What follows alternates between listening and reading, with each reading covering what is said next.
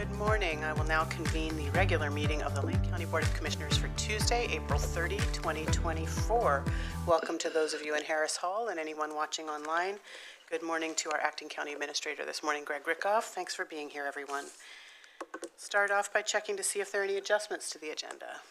None from the board, none from administration. Any emergency business this morning? Seeing none, we will move right into public comment. As a reminder, folks had the opportunity to sign up here in Harris Hall. If anyone arrives late, I will give one more opportunity for folks to speak before the board, and we'll also take online comments should there be anyone signed up. We'll start with folks here in person. At this time, I have 3 people signed up to speak. I will call your name one at a time. When I do, you may step to the podium. There will be a 3-minute clock. There it is on the wall. When you state your name for the record, your time will begin. And I will first call to the podium Chris Lavoie, and pardon me, please correct my pronunciation of your name for the record. Great. And we'll butcher it. Thank you. Good morning. And French words that most people can't spell or pronounce. So please do state your name for the record. My name and is keep Chris an eye Lavoie. on the timer. Thank you. All right.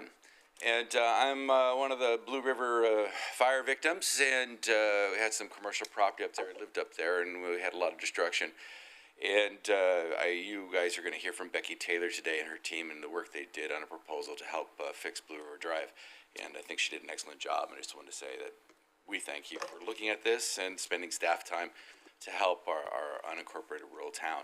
It's been a challenge over the years. I've worked with the Blue River CDC as a board member for a long time. Now I'm the executive director. It's the Mackenzie River Community Development Corporation. We do the whole communities now. And there just haven't been budget money for that kind of stuff in Lane County. So I really appreciate that you guys are spending staff time to help us recover after the fire, and hope that that kind of stays on the budget or the agenda, so that the rural communities in Oregon do get a little bit of attention, because it seems like it was really hard in years past to get that kind of help. So that being said, one last plug.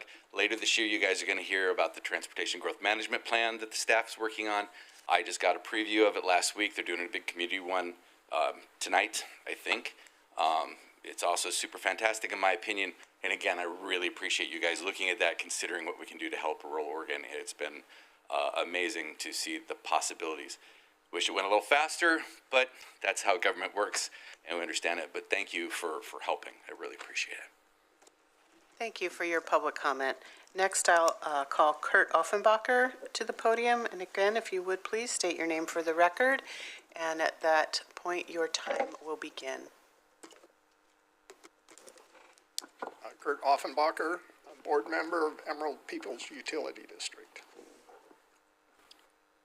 EPA had spent over the last 30 years tens of millions of dollars capturing your methane gas at Short Mountain Landfill at no cost to the county. We're being rewarded by not even being recognized as a stakeholder in your process to plan for future gas capture. In the last 2 years alone, we spent $2.5 million on new gas wells and pipelines to increase our capture rate to 70%. Director Hurley stated that this is just one data point. Well, it was the last data point of the study he looked at. Since then, we've maintained the 70%, and it will continue on to into the future with our additional investment. Last August, our board turned down a very lucrative offer from Northwest Natural Gas to sell our gas rights at Short Mountain so they could convert it into renewable natural gas. We turned them down because our mission is to provide economical, reliable electricity to our customers, not to try to make money selling to a for-profit company to make renewable natural gas to sell to someone somewhere. At the same time as that rejection, we directed our staff to pursue the design and construction of a new $20 million generation plant and capture even more gas.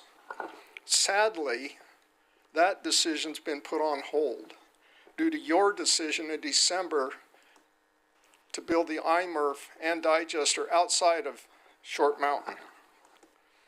Your climate action plan states that a digester is to be located at the Short Mountain landfill.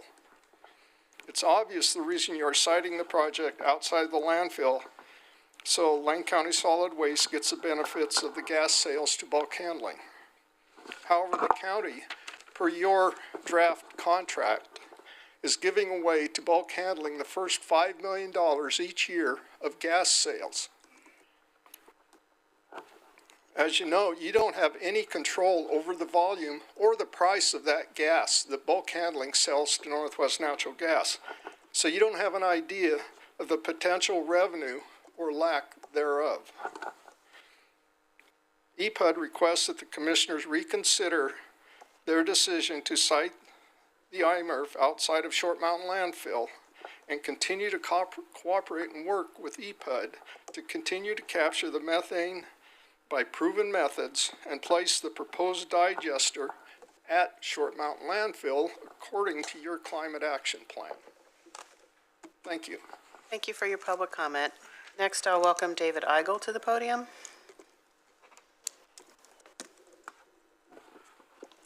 I'm David Eigel.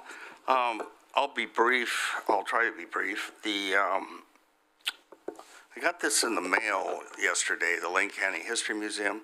Suffice to say, it repeats some of the same lies that were in the Racing to Change exhibit, even cites to it. These are things I've already discredited, so I'll be following up on that.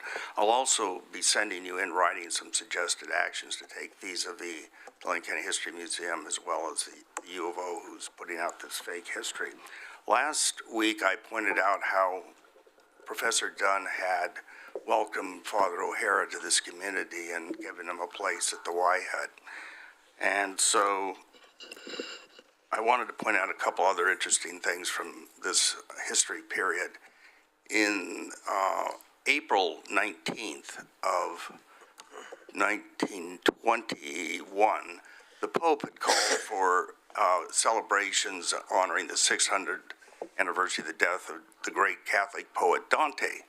Now, Father O'Hara in the pre-World War area time had been in the Portland area at the Portland Public Library, and he called it his Dante Club, where he would give lectures on history and the classics. So when he came down here, he gave in the about January 1922, 2 lectures on the importance of Dante. His brother John in Portland did the same thing. But the big celebration in this area was from the regional head of the Dante Society, a man named Frederick Dunn, who proceeded to bring down an expert from the University of Washington who lectured to the entire student body of the University of Oregon, as well as the entire Eugene community was invited to attend this great celebration of the great Catholic Dante. And this is a man who's supposedly anti-Catholic. I mean, it just gets, I'm sorry, it's just ridiculous. But anyway, I'll submit the rest in writing. Thank you. Thank you for your public comment. Tanya, I'll turn it over to you to see if there's anyone online who wishes to address the board this morning. Thank you, Chair. If you would like to give public comment at the Board of County Commissioners meeting for April 30th, please raise your virtual hand. When I call your name, I will unmute you, and you will be given a 3-minute timer for your public comment. I don't see any virtual hands raised, Chair, so I'll return it back to you. Thank you, Tanya. Is there anyone else in Harris Hall who wishes to present to the board this morning? Seeing none, I will close public comment. Thank you all for coming, and now welcome any commissioner response to public comment or other issues or remonstrance to the board. Commissioner Buck. Thank you, Chair. I want to appreciate Mr. Lavoie for coming down. It's quite a jaunt on a weekday morning. He had mentioned that we'll be talking about a little later today, Blue River Drive and some transportation improvements there. This has been an accumulation of a lot of work with the community members up there. They've spent a lot of time really thinking about the redesign of the area, and I want to thank them personally for all their volunteer hours. Mr. Lavoie, you have been there every time, so I appreciate all the effort that you've been putting in, but I know that a lot of your neighbors have been there too. And I look forward to hearing that a little later today. And you also had mentioned the Transportation Growth Management Plan has been well over a year in the making, if not 2 years in the making. And I look forward to seeing that eventually come to the board as well. That's really going to speak to what kind of development size we can really rebuild up there. And that is in conjunction with possible wastewater systems that are available. So all this is kind of coming together this year. And just a reminder that on May 11th, Blue River is going to be having a celebration. I believe it's from 11 to 2-ish in that area. So I really appreciate if anybody is interested in seeing what's being developed up there and some walkthroughs of some new community buildings, feel free to come along. I'll be there. Thank you. Yeah. Any other commissioners wishing to comment this morning? Vice Chair. Thank you. I'll jump in. Thank you again for public testimony, all of you. It's really great to have grievances and concerns before the board and your government. That's your right to do that as a citizen, so I appreciate you doing that and taking the time. Kurt, I also agree with you. I think that we need to kind of revisit a lot of things on this. Our contract looks like it's floating a little bit, but I'm going to reserve some comments until the more appropriate time. But I think many of us are taking a second and a hard look at really what's going on in our community and how we do our agreements with the county. So I'm on your page on that. And Chris, I'm excited too about Blue River. I was up there a while back with a bunch of folks walking around, and I think that whole plan and the safety behind it is really great. And certainly, sir, I lament with you when you said I wish it went a little faster, but that's how government works. So I'm on your page on that as well. And David, always interesting to hear what you have to say. Looking forward to that written material later, and so thanks for coming again. Commissioner Seneca. Yes, I'll echo some of that. Mr. Lavoie, thanks for staying so positive, because this has been a long process. And I know it's really worn on everybody, staff included, so we really appreciate your coming here and showing your dedication. Kurt, we've listening to what you're saying, and these are points that I've made and will continue to make, that there's a lot of flaws in this plan. One is natural gas capturing that EWEB has. We need to honor that. And it is going to be twofold to all EPUD customers. Gas subsidizes the electricity. Electricity prices are going up, and so is garbage. So this is a big deal. Thanks for bringing it up. Appreciate it. Commissioner Farr. Thank you, Chair Trigger. And, Chair Trigger, and to the board, we all participate in outside activities. That is to say, we are members of boards and commissions far beyond what the work that we do sitting at the dais here. And a lot of the work that we do is actually done in boards and commissions. And we bring it back sometimes to the full board. And there are means to bring things back to the full board. And I think in this new biennium, as we step into it, we'll have an opportunity to report more on what our commissions and boards are doing, particularly our statutory commissions and boards, like the Mental Health Advisory Committee, for instance, the Local Alcohol Drug Policy Committee, for instance. And Chair Trigger, I'll point out that you're on the Statewide Opioid Committee. Not just our local committees, but the breadth of the committees that we all work on. And I'm going to report ever so quickly on one that we work on at Lane County. It's the Local Government Advisory Committee to Oregon Health Authority. Now, Oregon Health Authority is often criticized for how slowly it moves and how slowly it distributes funding, as is Oregon Housing and Community Services, criticized, and Commissioner Buck last week pointed out some of the slowness of distribution of services to the upper Mackenzie Valley, knowing the funds are there, just waiting for them to be released.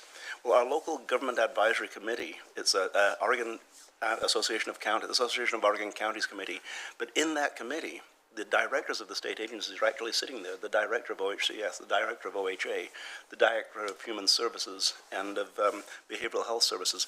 Listen directly to representatives from counties. From Lane County, at the last meeting, Chair Trigger was there at the meeting, but Kachina Inman was there, provided some great direct direct testimony to the directors. And what we're working on is getting a closer coordination of services between state agencies and the counties. We being one of the 36 counties. It's a pretty wonderful opportunity that we have once a month. It is working, and they're present in the room listening to not just us, but the 36 counties. And what do they say about counties in Oregon? If you've seen one county, you've seen one county. You know, every one of them is different, from Multnomah County to Wheeler County. You know, vast differences of resources, vast differences of ways to address issues, and vast differences of geographic space. So it's a way that we do actually move the ball uphill, and it's beginning to work. So wanted to point that out, and it's something that is gathering momentum. And it meets once a month, the last Friday of every month in Salem at the Barbara Roberts Building, and it really is, once again, it's Chair Trieger is sometimes entertaining, sometimes grueling, but always productive. Thank you. Thank you for that, Commissioner Farr. Before I make a comment somewhat on the heels of that, I just want to appreciate everyone who came out to speak.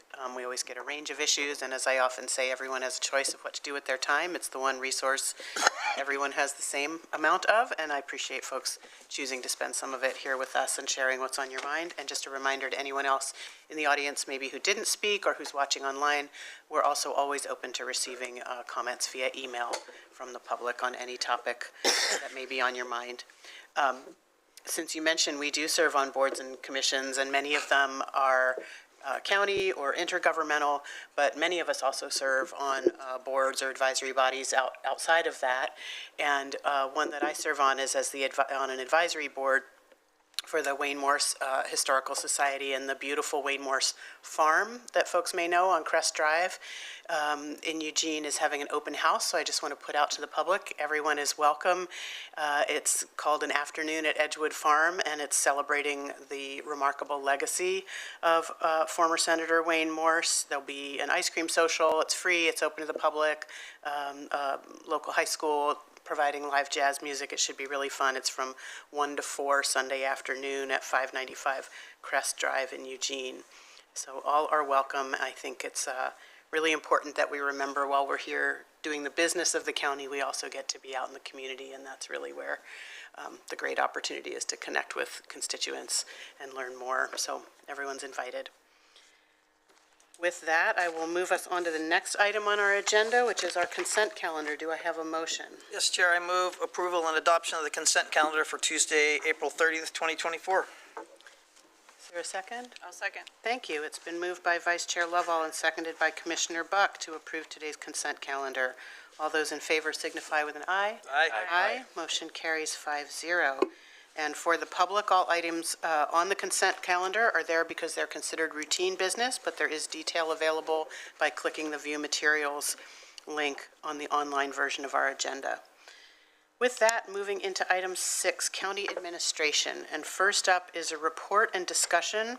It's a report back from our Legislative Committee. I will welcome to the table for the last time our Intergovernmental Relations Manager, Alex Kyler, and I believe, yes, our Policy Director, Steve Adams, is also joining. For the board, I will just note, we're going to take care of this item of business of getting the report back. We'll have our discussion, ask our questions of Mr. Kyler, but then we'll take a brief pause to provide the board an opportunity, should anyone like to provide comment to Mr. Kyler on his last day of service here at Lane County after a long and storied tenure with us. We'll get to that, but first, yeah, deep breath. First, we get to take care of the business, just like any other board meeting of the many, many, many, many you have been here for, Mr. Kyler. So I will turn it over to you and to Director Adams for this report. Thank you and welcome. Thank you, Commissioner Trieger, Chair Trieger, board members. Alex Kyler, your Intergovernmental Relations Manager, here with a report back from our Legislative Committee from April 24, 2024.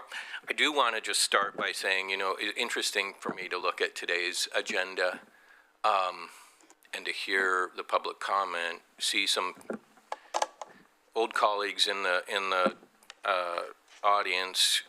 Kurt Offenbacher was on the school district for Pleasant Hill when I was on the budget committee, and you know, I think I've stirred the pot a little bit in Lane County, and I certainly stirred the pot on the Budget Committee that year, so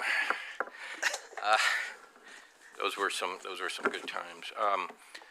And I did want to just mention, I mean, to see the House Bill 4136 funding coming to you after this item, to see the item on Blue River and to recognize the enormous amount of work that Commissioner Buck put into upriver issues right from day one on the Holiday Farm fire.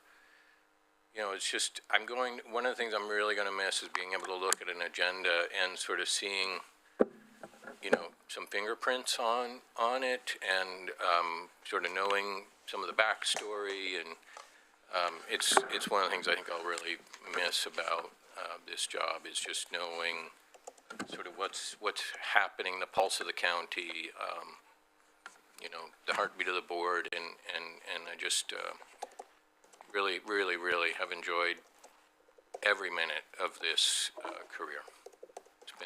I couldn't have wished for a better career. Anyway, to get to the item here, you've got a packet in front of you. We did take up a bunch of issues at Legislative Committee. They're pretty much summarized at item F here. But what we were trying to do is, you know, obviously you're going to have a transition in the office of Intergovernmental Relations Manager. You're going to have a brand new lobbyist, perhaps seasoned, perhaps not, going up to Salem. And so really trying to get the principles and priorities document as tuned up as possible, recognizing there was a couple typos. There probably always will be a few typos in that document. Again, you've heard me say it's a very dynamic document, and this one's got a number of changes. But what we're really trying to do is set up so that there's a lot of work to be done. Not that all of these will necessarily move forward, but I think it gives the person who will follow me a sort of a good launching place to pick up the thread of some work that's already been doing, as well as exploring some new issues. I will say that, you know, I think we're entering a really interesting time in the Oregon legislature. Lane County has a unique opportunity with the new Speaker of the House, Representative Julie Fahey, and, you know, maybe this is time to we've got some big issues in here, but this might be a time to really lift up some big issues and at least see if there's any interest in beginning some of those conversations. And I speak, of course, to property tax reform, which really hasn't been an issue in the Oregon legislature in a big way for a couple of administrations now.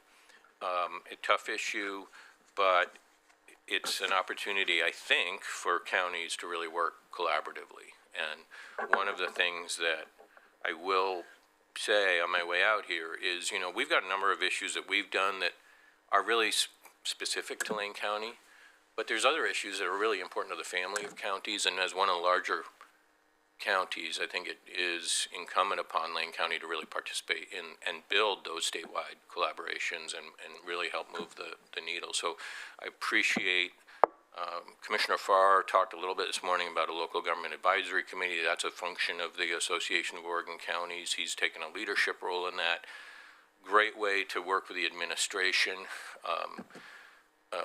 Commissioner Senega was at the Health and Human Services Summit, last week or 2 weeks ago at AOC, and, you know, really seeing some of those bigger issues. But this may be an opportunity for us to see if there is a way to keep pushing on that issue. And I'm afraid you're going to really see the need for it as you enter into this next budget conversation, and as are all counties. So at any rate, let me get to this thing and we'll get through it. But again, on page 3 of the memo at F, you've got sort of the bigger things that we did. We're continuing the Solid Waste and Recycling Division of Public Works is really continuing to push the envelope with respect to recovering toxic and difficult to recycle materials. They recently got a grant from the United States Department of Energy to improve collection for particularly for lithium batteries. They're a real problem, not only in the landfill and in garbage trucks, but if you saw the news this morning, there was a fire in Springfield that they believe was started from a lithium battery. So these things do start fires at the landfill, in garbage trucks, in people's homes, and we think there's a better way to really manage those, particularly at their end of life. I really urge staff to push this as much as possible to the Association of Oregon Counties, because again, it is one of these statewide issues, and we just don't have the bandwidth at the moment to really take on something as big as a product stewardship framework for batteries. But we did get staff introduced to folks at the Association of Oregon Counties. I believe they are scheduled to make a presentation to the, I'm not sure which committee, but they're going to make a presentation, staff's going to make a presentation to a committee and see if they'll pick it up as a statewide or as an initiative of AOC for the 25 session. We put onto the document repurposing of an existing bond revenue for the Lane County Courthouse Replacement Project. This is going way back, but if you recall, we had 3 different tranches of funding for the replacement project of the courthouse, and one of them was a $5 million bond that the state of Oregon did sell. We're not sure exactly of where those dollars sit. They don't sit with us, but we believe they're at the Judicial Department. Since the Judicial Department is coupled with AOC at the moment talking about courthouse project, we thought this would be a good thing to put onto the document to make sure that perhaps there's a way to repurpose those dollars to be used for improvements in the circuit court. So that's on the amended document. We got a brand new section on human resources. This is something that I'd been asking for a number of years, and staff at Human Resources really came through and put together, I think, a comprehensive list of principles that they can use. There were some issues even in the short session where they wanted to weigh in, and we just didn't have the necessary stuff in this document. And so I think it was really nice for me to see that piece come in here at the very end, making the document, I think, a little more robust. I'm still nervous about how long the document's getting, but you know, those are things that the committee can continue to work on, is try to make sure it's a very readable document. Somebody can pick it up and really get a sense of where the county is trying to go legislatively. We did suggest a priority to increase the flexibility for local transient lodging tax revenues, or increase them. There were a number of bills over the last couple sessions either trying to address increases to the statewide transient lodging tax or make amendments to the local transient lodging tax, particularly in the realm of public safety services, emergency preparation services, and we, I think, as you know, continue to struggle with like how we're going to roll out a really robust 24/7, 365 mobile crisis intervention team service. That might be a vehicle for some of those dollars that hopefully the industry could get behind. I think you can see there's sometimes a real nexus between those kinds of things. So this gives staff a little bit of leeway to go research that issue and work with some of those proponents of or initiators of those bills from the past couple of sessions and see if there's traction to get some more energy behind them. We did eliminate the 2 sections that we'd stood up over the last couple of years, COVID-19 response and the Holiday Farm Fire response. So we just basically are proposing to eliminate those sections almost in their entirety, just because of the sort of amount of time. We didn't really see anything in the 24 session around COVID, and really very little around emergency response, unfortunately. So I think it's time for those sections to go out. And then finally, continuing to build on the NACO resolution and a bill that came out of the legislature in '21 on behavioral health parity, and I think it's a really fascinating tool. It's a tool that ultimately insurance companies sort of bear the brunt of in terms of reimbursements to providers, but it's both a federal and a state tool to make sure that behavioral health costs are treated the same as medical and surgical costs that sort of line up. So a good example, I think, is comparing the stabilization center to an emergency room. And that's sort of what we're proposing, is that we try to get at least an analysis going at the state level between those two kinds of services to make sure that reimbursements for a stabilization center would be the same as reimbursements, or at least on par with reimbursements for an emergency department. And that's going to be, a pretty big lift. But so when you look at the document yourself, you can see it's pretty colorful. The purple language was things we discussed where we just weren't quite sure if they still belong in a place or should be moved.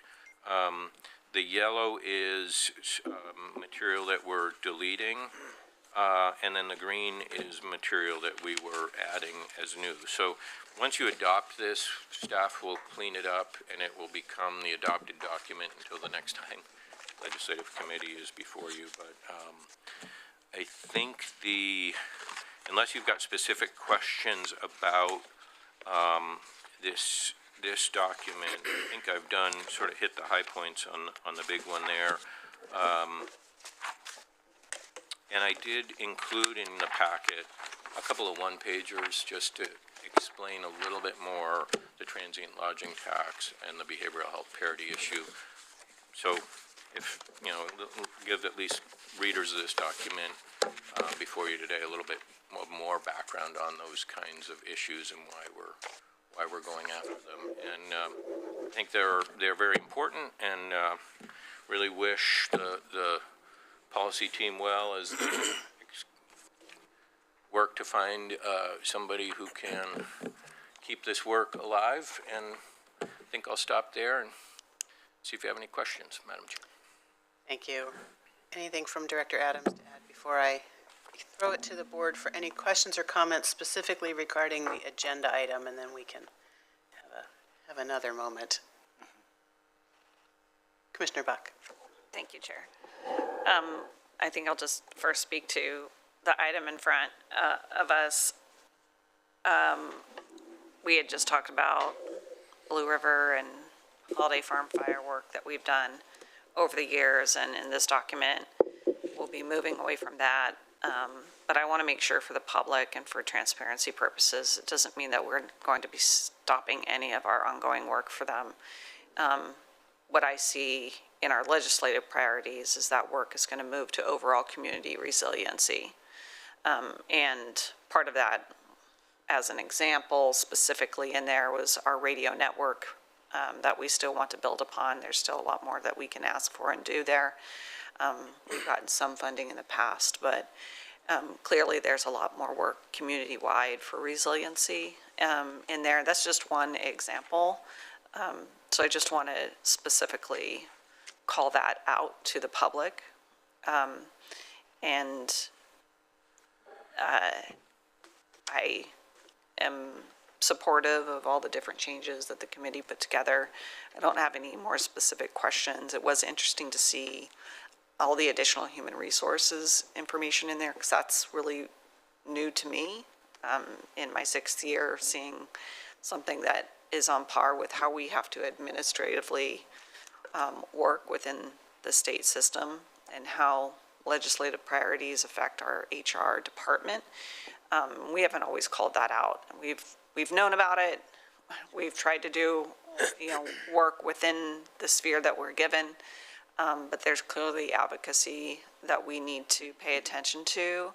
I don't know who the champion is up in Salem for that kind of work, but sounds like we will need a champion for that work. In each section of this document, we try to seek legislative champions for and they change as people change in their representative roles. But do you see who, other than knowing that our own House Speaker is from Lane County, who else we can work with specifically on those issues? Sure. Chair Trieger and Commissioner Buck, I mean, you raise a really good point, and we'll emphasize that just by eliminating that section doesn't mean, I mean, we got future legislative committee meetings, so, you know, it's really still a lot of time before the 25 session, so there's still time for this document to be amended. And I did want to note your discussion about the radio connectivity, particularly in our rural areas. We did do an item on that in the federal section of this document, and staff at the policy division, in fact, did just submit for congressionally directed spending for some additional resources for building out radio sufficiency. So hopefully we'll see that come to fruition. That, as you know, can be a really long haul, but it's in the works. I think in terms of your question about who, you know, we saw Representative Evans do some really good work this year with respect to trying to find structural funding for preparedness and recovery. We've seen Representative Dacia Graber also really take an interest in that issue. She's a firefighter, and I think is a real rising star in the Oregon legislature. And then you've got some members of the legislature who experienced firsthand, you know, complete destruction of their homes. Senator Fred Girod in the Senate, who had a bill around property tax revisions and support for folks who have went through the wildfires. So, you know, there are still people who have not forgotten about these issues and continue. I mean, I saw a really good floor speech by Representative Evans this session, kind of reminding his colleagues that they've got to continue talking about how to find a more structural funding source for emergency preparedness and response. And, I doubt he's going to give up, so. Great. Yeah, that's great to hear. And, on a personal note, I will very much miss seeing you around the office and being able to drop in and talk to you about whatever upcoming issue is prevalent in what we're working on in the legislative section. You've been here a lot longer than I have. You have a great body of work that you will be leaving behind that we are able to build upon. You've been so passionate about each and every subject you go up, but the way that you work with people, I've never really seen in somebody else. You're just able to work with people of all different, political pendulums and personalities, and there's a lot of big personalities. You got personalities here on this board, but certainly when you're in the state legislature, there is so much going on. I can't imagine how you have done your job the way that you have for so long, and I certainly have appreciated working with you all these years, and it's super sad to see you go. But I want to wish you a huge congratulations and a well-due retirement. Chair, might we pass the motion before we continue? Well, let's see if there are any other questions or comments on the item. Commissioner Farr. Thank you, and I'll talk to Mr. Kyla's tenure subsequent to this.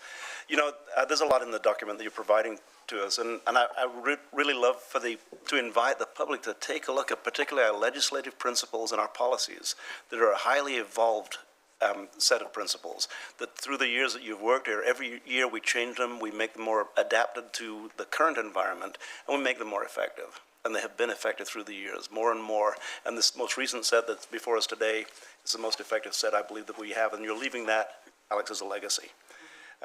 with all the things that are in the document that you provided to us, I'm going to talk about one thing only that you mentioned, and that is a transient lodging tax, TLT. For those who may be listening, we generate that through room taxes, typically not paid by Lane County residents, typically paid by people who are visiting Lane County. We don't have a sales tax in Oregon, but we do have a room tax here in Lane County. As you know, we're very restricted to how we can spend that, and we spend it very judiciously. We give a little bit to the Lane Historical Society, the museum, give an awful lot, the lion's share of it to Travel Lane County to do their work, and they do it admirably through the distribution that we give to them.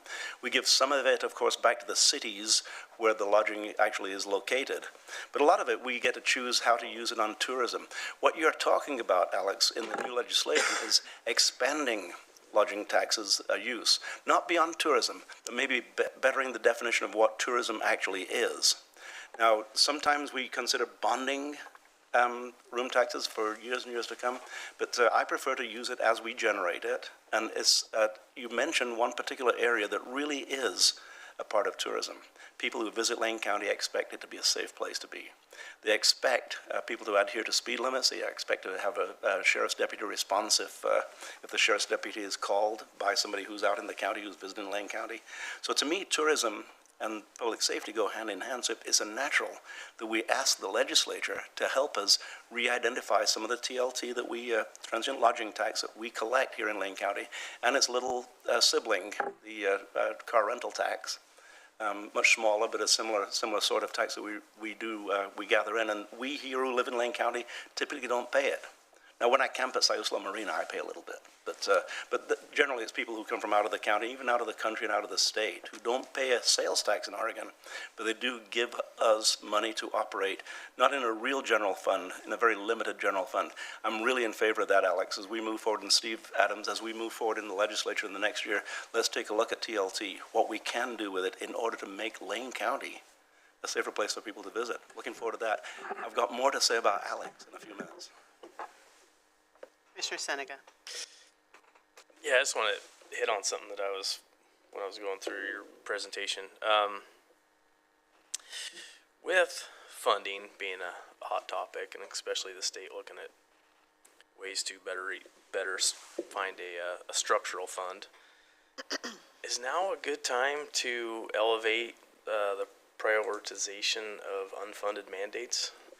I'm looking at this coming from city government and being on the Junction City School Board. I mean, it's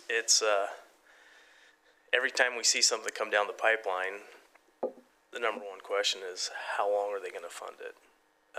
And that's, it's a conversation that needs to be elevated if you were to ask me.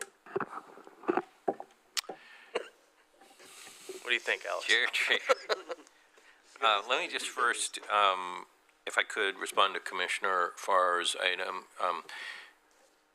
I will say that, Steve and I talked about this item before we brought it to Legislative Committee, and what we really wanted to do was give staff, free rein to go work on exploring the potential. And we did what we recognize that transient lodging tax is highly protected by the Lodging Association in Salem. And so we really felt like it was the best tactic to come to you first to get this as a priority so that nobody's blindsided by the fact that we're going to start making some phone calls and we're going to start working with the people who have introduced bills in the past couple of sessions and see if they've got plans and what, if we can engage with them. So I think this one, you'll continue to hear about it, but again, this is just to get us going in that conversation, not necessarily resulting in Lane County saying, okay, we're going to go get a bill written. I mean, again, I think, if I can say anything about my career, it's the importance of building collaborations in Salem and not just going alone up there. So there's in response to that, Alex, I was talking about more incubation than hatching. Yeah. That's exactly what you're talking about. Commissioner Seneca, the question of unfunded mandates I heard came up a little bit. And, I thought I had a document, and I looked for about an hour yesterday where I had done or staff had done, I can't remember if it was myself or an intern, but we had really dug into the issue of unfunded mandates and tried to identify potentially where they, or at least county mandated services and where they exist in statute. I mean, the question of an unfunded mandate is a big one. Mobile Crisis Intervention Team, when they passed that, we thought about it because there really hasn't been a good source of funding identified. The 988 tax has a little bit of language that speaks to the potential use of that money, but only if there's a surplus, which we doubt there will be from the actual provision of the 988 service. Anyway, I couldn't find the document. I will say that, you know, an unfunded mandate is, when you start talking about it, particularly in Salem with respect to a piece of legislation, you have to balance whether this is going to be sort of, you know, viewed as obstinance by the counties or a potential for dialogue about how to get something better funded. We did see a law, you know, Lynn County successfully did challenge the, I think it was minimum wage, I believe was the issue that they challenged. In the past, so there are some people who have a lot of expertise about the unfunded mandate. Rob Bovet, who was county counsel at the Association of Oregon Counties, used to talk about unfunded mandates quite a bit. The attorney who tried the Lynn County case might be a resource for further discussions. But, you know, I think, anyway, my point is sort of have to be careful addressing that to be, you know, my recommendation is try to be as collaborative as possible, like to avoid a situation that results in an actual lawsuit against the state. You know, that could be an uncomfortable position, but there are those who would argue, well, that's the place for it to happen, is to have a court of law decide, or have a court decide whether something meets the, you know, the letter of the law, which is in the Constitution. I mean, it's not that difficult to do that analysis. And I will say that for every bill, you know, Legislative Fiscal Office typically reaches out to the Association of Oregon Counties and asks for a fiscal impact statement. And, you know, it has been in the case where counties have submitted information back to LFO saying, yeah, this is an unfunded mandate, or this will have severe implications. Been interesting to watch over my career how LFO then translates that to the legislature. Sometimes they do, sometimes they don't. And there's reasons for that. But anyway, I mean, the Association of Oregon Counties, I think, is a place to bring that conversation up. As I recall, they used to have a document about unfunded mandates or county mandates, and I looked on their website yesterday and I couldn't find it either. So it's a really interesting question. It might be, you know, I think Steve Adams has done a phenomenal job of continuing to get interns into our policy division, and that could be a really good research project for somebody. We do. The intern we have currently is doing a whole sort of statutory search on, you know, immunity, indemnification, insurance issues, to try so that we actually have that body of research to be able to use in future testimony about, you know, this issue that we've talked about for the last couple of years about risk shift and where do immunities exist and where don't they. So it would be a nice document to have, I think, in the hip pocket for the county. Great, thank you. Before we move on to a motion and then maybe a brief round two with Mr. Kyler for the last time, I just want to also thank Commissioner Farr for bringing up the TLT and elevating that for the conversation, and thank you, Mr. Kyler and Director Adams, for bringing that up as a way to be innovative and responsive and contextual about, I mean, that law creating the TLT was passed it was a whole different world than we live in now in many, many ways, in terms of the social issues, in terms of what our communities look like, in terms of our resources available to meet the needs and keep this community one that's attractive to tourists and helps local businesses succeed and thrive here. So thank you for always being forward-thinking and creative in your approach to policy. And I think I will leave it there for the moment, but hold that thought and ask for a motion because, well, this was presented as a report back. We do have an order, the purpose of which is to memorialize these changes to our principles and priorities document. So do I have a motion? Yes, Chair, I'd like to move to adopt the April 2024 Legislative Priorities and Principles Document Update Order Number 24-04-30-01 as presented. Thank you. Is there a second? I'll second. Thank you. It's been moved by Vice Chair Lovall, seconded by Commissioner Farr to adopt the board order updating our Lane County Legislative Principles and Priorities document. Is there any discussion to the motion? Seeing none, I'll call for the vote. All those in favor signify with an aye. Aye. Motion carries 5-0. Approval of Order 24-04-30-01, updating the Lane County Legislative Principles and Priorities document, excuse me, to include the amendments recommended by the Lane County Legislative Committee arising from our April 24, 2024 meeting and included by reference as an attachment to the board memo before us.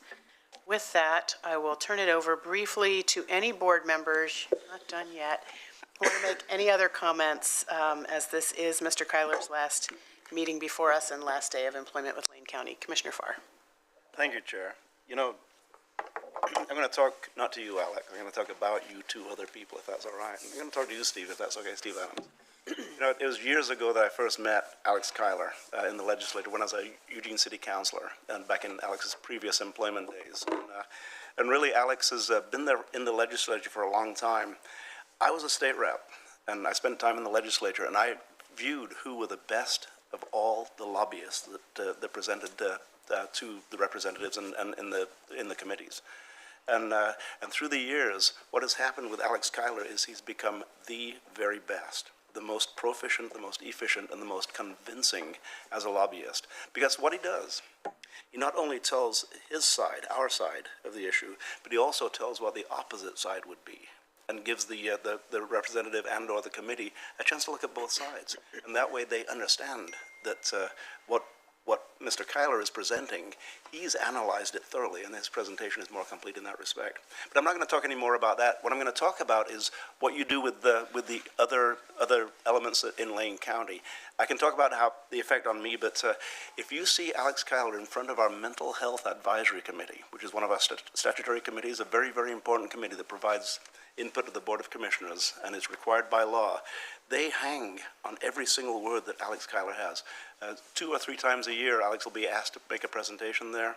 And Dr. Grace Bullock, who is the chair of that committee, longtime chair of that committee, you can see the excitement in their eyes when Alex is the presenter. And they usually give him 20 minutes, and they usually keep him for an hour. That's the effect that Mr. Kyler has had, and that will be missing once you leave, Alex. You know, I hope that you, in your next iteration in public service, subsequent to your retirement, that you find ways to continue your contribution. I know that you will. I expect that you will, in ways that more match the ski slopes and the sun of the warmer places. But Alex, you've been a true blessing to me and to all around. Thank you for your service through the years. Commissioner Seneca. Mr. Kyler, my only regret is I didn't get to work with you longer. In this year and a half, you know, I feel we built an amazing relationship, and a lot of it is you could bury anybody in this room with knowledge and information, but you have an amazing way of explaining it and giving people just enough and getting them down that path, and then you could go on that path forever. And I mean, I could go talk to you about a farm cafe bill before lunch, come back after lunch and talk about our federally qualified health centers. And it truly is amazing. And I don't know if you understand it to the extent that I think we do. it's going to be truly missed because and I've talked to Director Adams about this. There is no Alex 2.0. I know that. I've wrapped my mind around it. We're not going to get another Alex. But we've got to do our best to get someone that, as Commissioner Buck was saying, can work with these dynamic differences, if you will, and you navigate that flawlessly every time. A lot of things I'm going to miss. I'm going to miss the collaboration couch. You know, I was thinking maybe look under the couch. That document might be under there. But no, I just want to say thanks. It truly is appreciated. I had an absolute blast being back in D.C. with you on the United Front trip.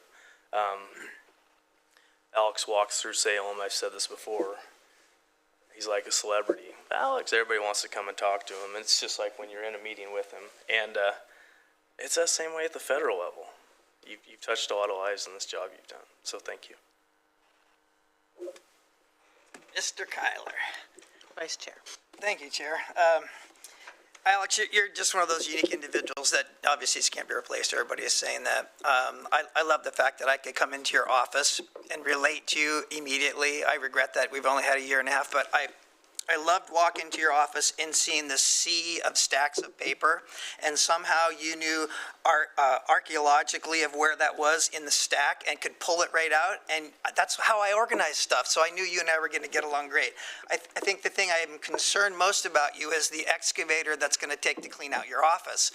So that's a concern. But I think you're doing well. You're chipping away at it. But I think the thing I want to say that I want to be brief about too and poignant as well is there's been thousands of books written about leadership, 1,000 books written about servitude. And my favorite book tells me this. It says anyone who wants to be great must be able to first be a servant. And I think, Alex, you've typified that you are a true servant of the county. You're a true servant of humanity. You're a true servant of your fellow staff members. And you work tirelessly to be a servant for the greater good. And there's no greater compliment that I could pay anyone but someone who's been the fantastic leader that you have, the heralded leader that you have, the respected leader that you have. It's because you're willing to stick your neck out and serve. So I pray that you also do the same kind of servant to your recreational time coming forward, and that you just have a great time. We love you and thank you for your service. Well, echoing all of that and what was said before as part of the item, you mentioned your fingerprints on things, right? Those are forever and they're unique to each one of us, right? So yeah, we won't find an Alex 2.0. We'll find somebody else who does a great job their way. But you did a phenomenal job your way, and you did it for a long time. And you're right, your fingerprints are on things way beyond this county. And what I've seen in you and always appreciated is you're not just an influencer, but you're a trusted educator. And that often, as I often say in the advocacy world, right, the process is the outcome. So even when the vote doesn't go our way, the process shifted because you helped sort of people see and understand and guided them through and gave them some information that they might use in the future or back in their own community if you're talking with, you know, at an AOC meeting or at one of these advisory boards. So I don't think any of us could ever fully comprehend or appreciate the influence you've had on really good policy that centers public service and what is best for communities and for county governments in particular. So thank you for that. We do have a certificate of appreciation that I'd like to come down and present to you. And then after I do, I'll invite the rest of the board to come because I think Devin wants to get a photo. I also have something very special that goes to a very few, and this is one of our county bridges. This is heavier than I thought. I've never held one of these before. I'll hold it up for Metro. Get it up on my. And this is our county covered bridge encased in glass, and it says Alex Kyler in appreciation of 16 years of service with Lane County. And so I will come down and present that to you, and then invite my colleagues to join me for a brief photo, and then we'll get back to business.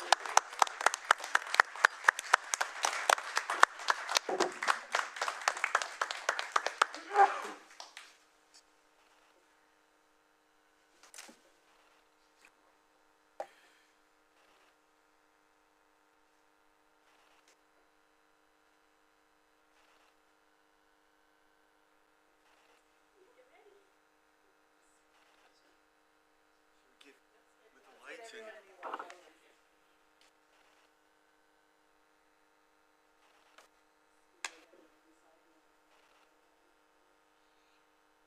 have the faces of people.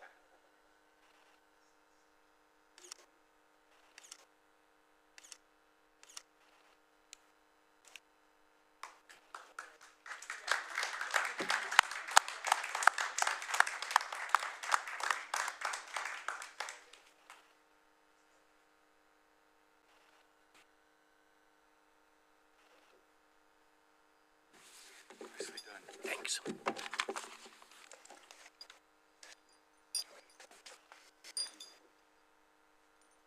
All right.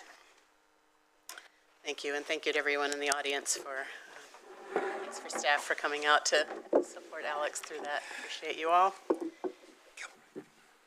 Our next item, still under county administration, is a report back on the Lane County Ice Storm After Action reports, and I will welcome to the table our emergency manager, Tiffany Brown, and Director Adams is at the table with us as well, board, so if we have questions after the presentation, either are available. Thank you, welcome, and good morning. Good morning, Chair Trieger, Commissioners. Good morning. I'm pleased to be here before you this morning for my first time. Before I get started on the matter at hand, which is the after-action review for the January ice storm, I wanted to give you a brief update on where we're at with the federal declaration. You're aware that we received approval from the President in the last couple of weeks. We now have until May 13th to reconvene those who are seeking public assistance. As a reminder, the award that was opened from the presidential declaration is for public assistance, public facilities, and damages. We didn't see a lot of damages to residences. We're in the process of supporting those partners as they circle back to FEMA and OEM between now. We have a deadline of May 13th.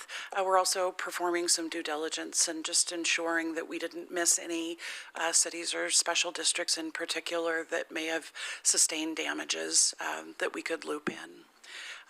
As a reminder, the initial request for assistance cited a total statewide damage of around $47 million. Lane County, to this point, is about 32 million of that. That's a moving target. I want to really emphasize that, but it gives you a feel for the scale of this disaster statewide and the piece that Lane County has in it. With that, we'll get started with the presentation. That's not my presentation. That's our next item. Speediness through the morning. Sorry.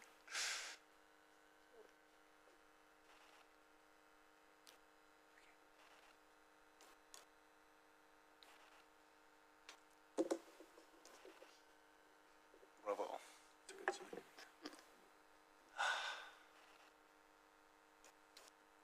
Tanya, do you have the presentation? Do we want to have, oh, you see it? I'm just trying Oh, gotcha. I can't see.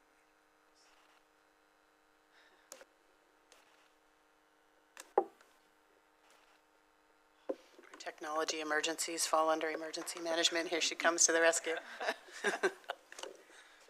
All encompassing.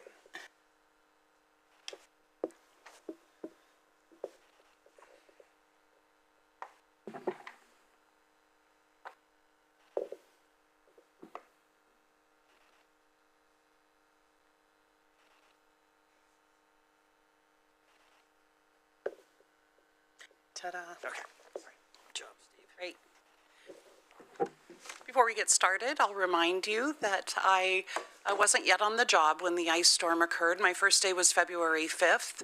That was the first hot wash that we conducted.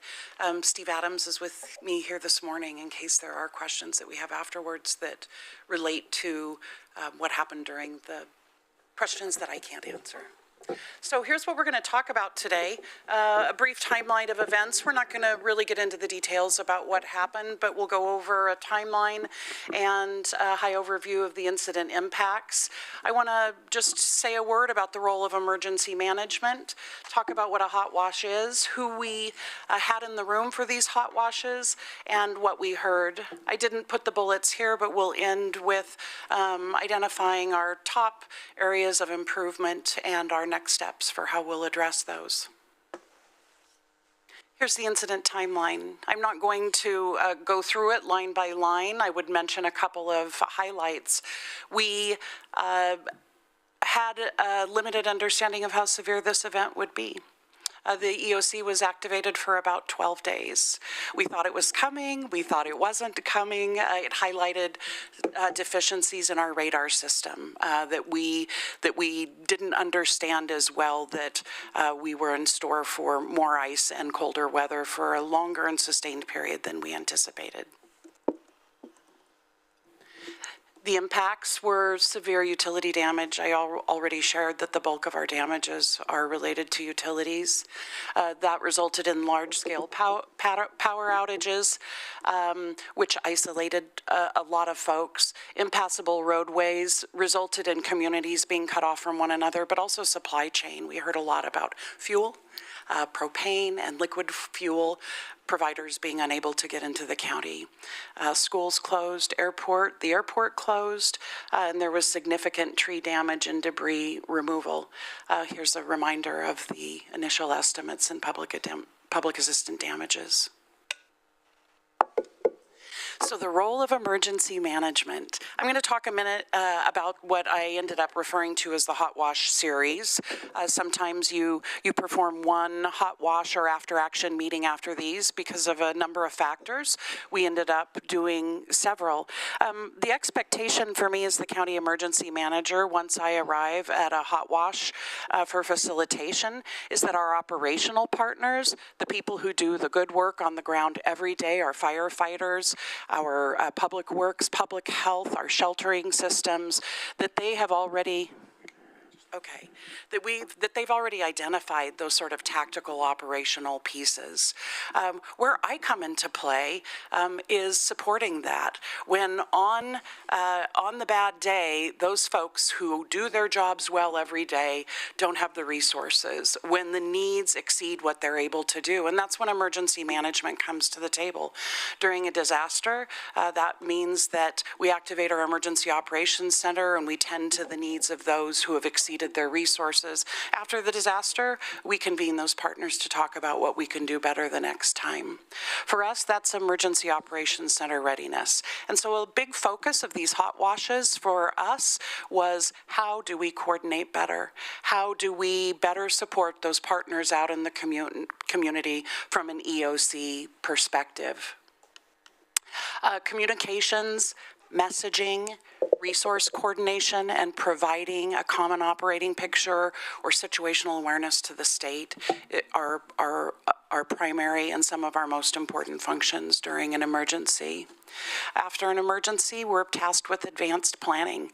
The distinction between emergency response and emergency management is this point of advanced planning. And lest you think we just pull terms out of a hat to talk about how we gauge metrics and capabilities, they hail from a list provided by FEMA that lists 32 core capabilities that an agency or emergency operations center should look to for ensuring resilience during operations.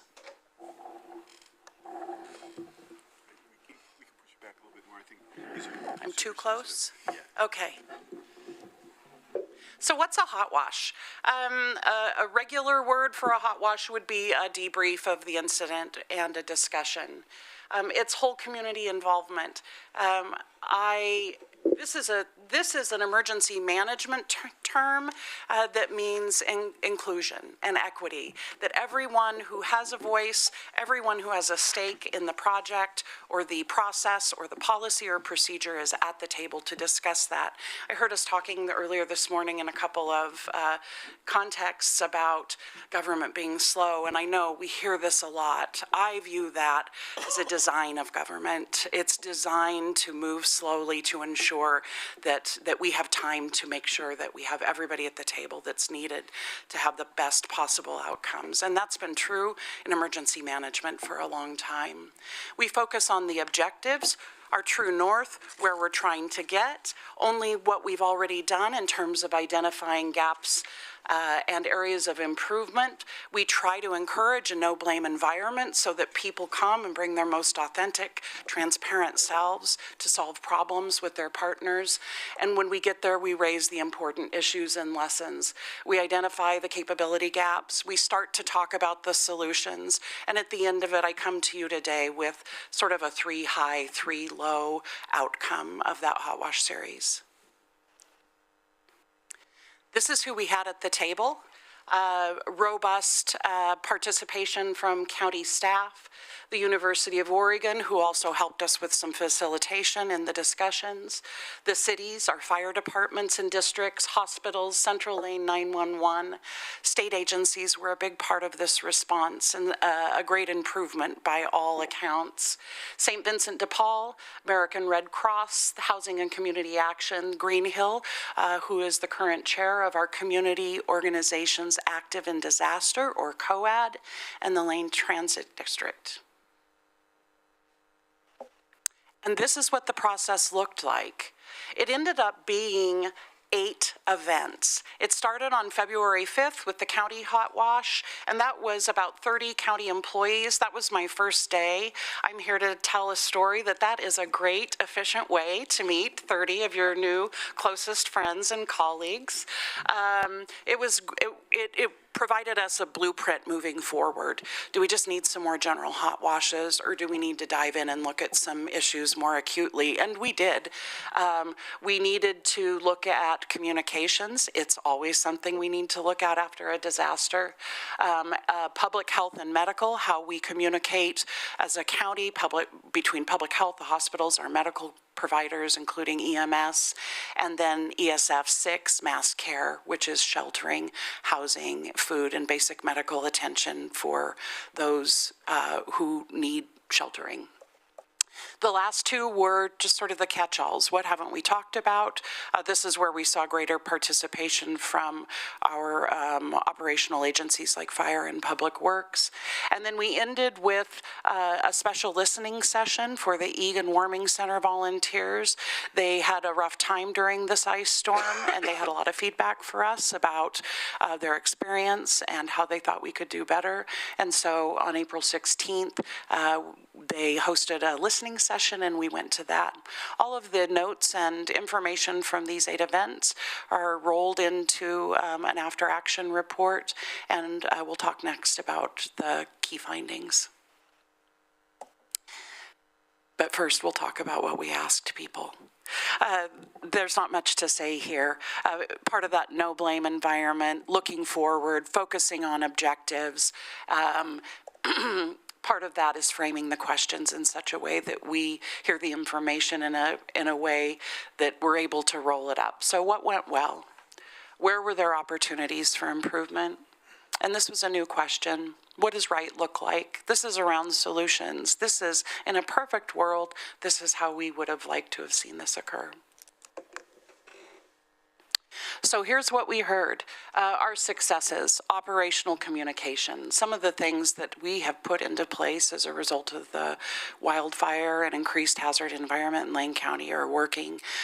Those include the public call center, which we now have able to activate with the flip of a switch out at the Delta campus, the social media and website engagement, and our cooperators calls. We heard a lot about appreciation of the cooperators calls, and for those listening, during an event, we host a daily call and invite cooperators who include our cities, special districts, and any public and private sector partners that are involved in the response. Operational and coordination. We've made a number of improvements to the Emergency Operations Center, and those things paid off. We'll hear, you'll see on the next slide that these are also areas of improvement, but let's give ourselves credit for the programs and whatnot that we've developed so far. And then finally, partnerships. The relationships that we've developed over the last few years come into play. They make things work more smoothly when the time comes. And we saw a state agency presence in our Emergency Operations Center during this event that was unprecedented. It was effective, and it was really a shot in the arm for a short-staffed event. What we heard that was less successful. Again, we're going to see some of these same topics come up. Communications and alerting. We had an ESF2 communications meeting one of the first days with the Central Lane Dispatch, the Sheriff's Office. It was a combination of PIOs and those responsible for emergency alerting. We sent one alert only during this event, and for a number of reasons. I think we're really well tuned to notify during wildfire events. We know what we're notifying and why. It's about evacuation and resources, and we saw an opportunity to use that more robustly during the event. Also to communicate with employees. In this event becomes a redundant resource, right? We had power outages, we had people unable to communicate. While we don't know for certain that the alerting system will come through, it becomes another tool that we have. It was pointed out to me by our technology services director that a lot of this doesn't work when we don't have power, and that's true. But in the first few days, we did, and what we're talking about is really nothing complex. Something as simple as, we're expecting ice. Please try to stay home. Also, better public messaging across and situational awareness across agencies. Again, this is how do we build a more redundant system. We heard that there were different weather patterns in different parts of the county that caused confusion. We had people unaware because of the communication issues about what was going on. So we'll be looking at digging in how to harden that system, do a better job of gathering and disseminating situational awareness during an event. Operational coordination. When we talk about operational coordination here, we're talking about the County Emergency Operations Center. We had staffing challenges. Everyone has staffing challenges. I'm talking about us on this page, but I will tell you that to every agency, every entity that we met with, they didn't have a deep enough bench, or they lacked staff for this event due to people not being able to get to work. And so those are the things we talked about. The whys: lack of preparedness, both personal preparedness and workforce preparedness. What's the agency expectation and support? We talked about, we'll talk about them in the next slide, just sort of the ideas and solutions. Training programs and planning needed to support. The thing I haven't listed here that's a huge issue is turnover. How often are we turning over? And when we talk about training for these events, we're talking about specific training for emergencies of our city and county employees that have an entirely different job and set of training.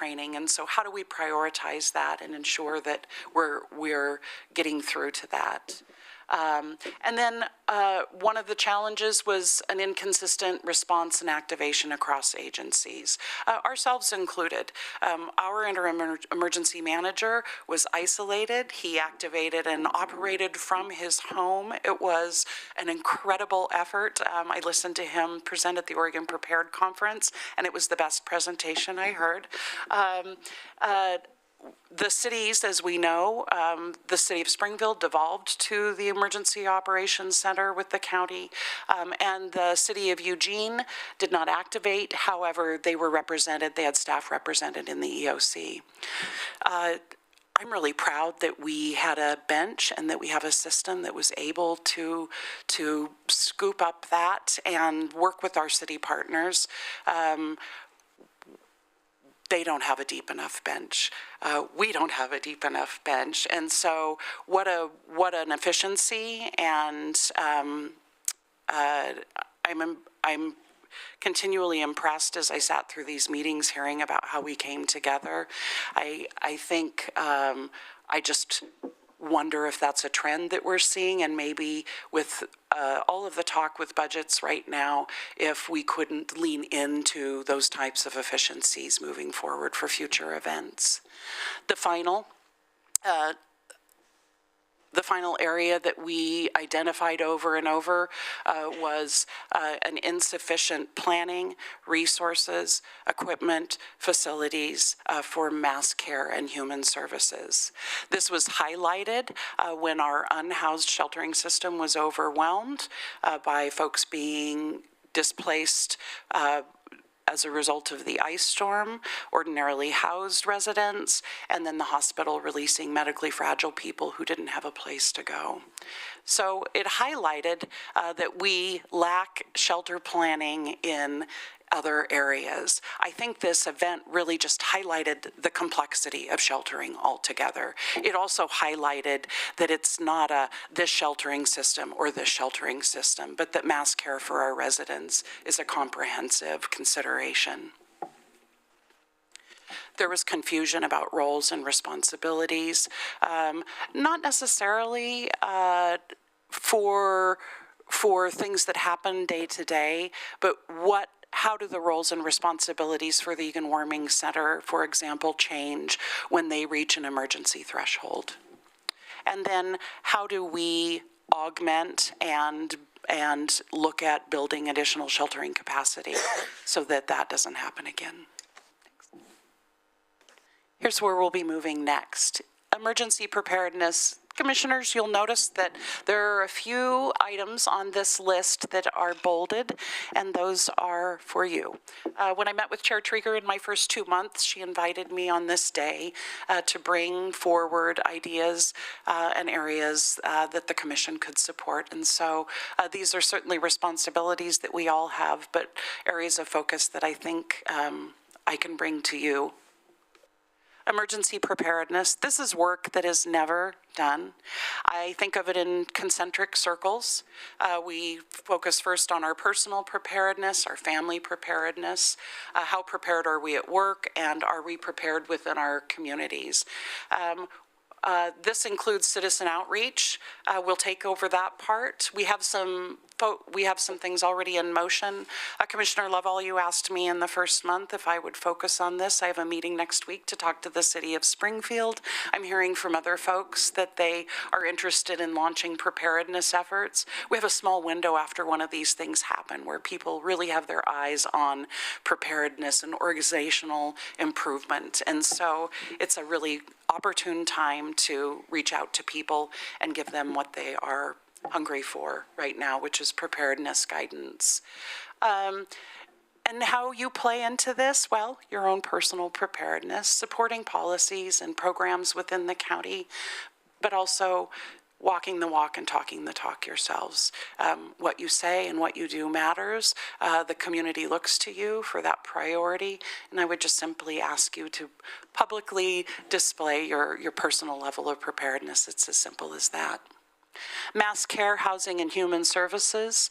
I already clarified that I'm thinking of this at a very comprehensive level. First, we need to clarify roles and responsibilities during an emergency, establish emergency thresholds for activation of sheltering systems and response. I heard at the Egan listening session that St. Vincent de Paul is standing up an emergency response team.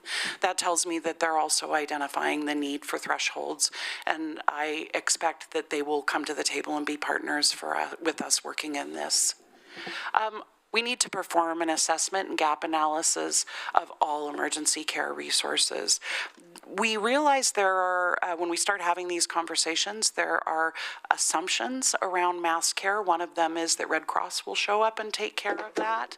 As a reminder, Red Cross is typically those typically is made up of those volunteers in your own community, and we don't have many. And so their bench is not deep. Remember, I said it was everyone. It's everyone. And so how do we start having the conversation about roles and responsibilities and emergency thresholds? I think it's by performing an assessment and a gap analysis and having some sort of written record so that we are using the same words, talking about the same things, and that we all have a point of origin to start the discussion. Continued support of unhoused, emergency mass care, and resilience hub resources. I was challenged by one of my colleagues to remove the word continued. They said that we had not done enough in this area. I posit that we have things moving in the right direction. But this is an area where you can continue to keep your eye on the ball and make sure that we continue to move things in that direction. We're working on resilience hub resources at the operational level here in the county, and we're supporting all of these efforts. Operational communication. We will be expanding use of lane alerts with our internal partners, that's employees, as well as our external partners, those are our cooperators. Loading our emergency Operations Center activation notice into the alerting system, making that really easy and flexible so that we can send it from anywhere, that it can go to a number of devices, and again, sort of addressing those redundant communications.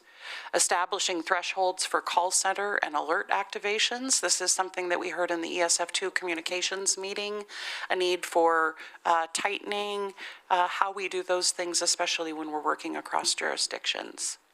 And then performing public outreach regarding the alert system. As you know, we switched alert systems last year. You went from AlertSense to Everbridge, and we have some work to do to put that in front of the public and help them understand how they opt in, how they use the system, and how they can expect to hear from us using that system.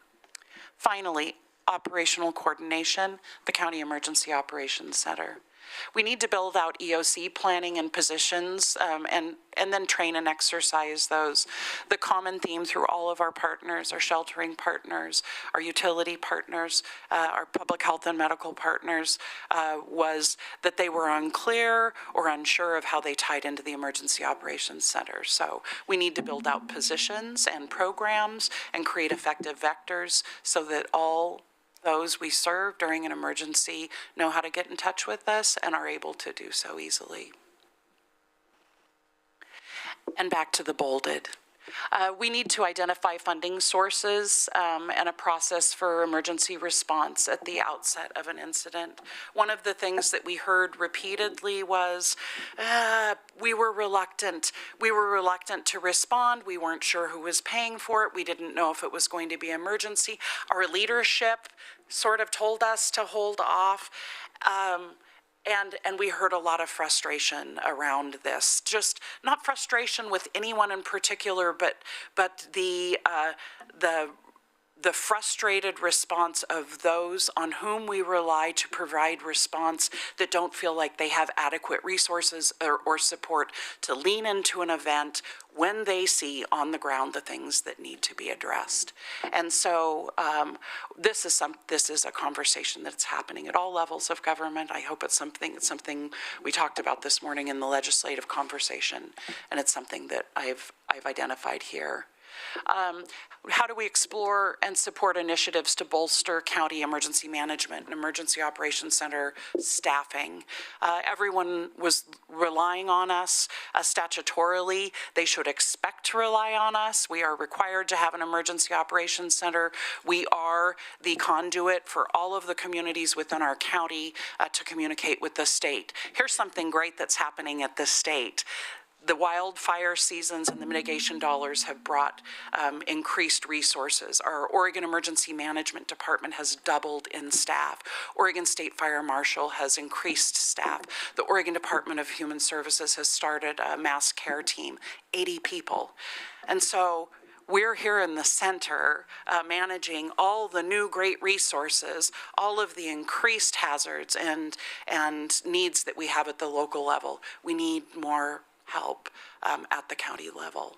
And so whether that looks like legislative initiatives that are innovative and start looking at how counties are supported statewide through emergency management, or whether we do what we do best and start looking at grassroots efforts and how we combine efforts and work together with our city and our special district partners during an event. And then finally, providing training programs, procedures, and policies that support employee response. I think I've probably said this enough. But I think the point here is how this all sort of ties in together. What I haven't listed here in terms of next steps is the suggested partnerships within the county that will get these work groups started. We will be partnering with technology services and human resources to work out those internal and external alerting pieces. Public health and emergency management have already linked arms and identified initial meeting opportunities to start talking about the mass care challenges that we experienced. Operational communication and coordination, we'll be working with our city and partners that assisted us during the response. We'll circle back to all of these folks that came to the table over 12 hours of hot wash discussions. And while it's fresh in everyone's mind, we'll circle back and grab them again and say, okay, we're ready to start tackling these solutions.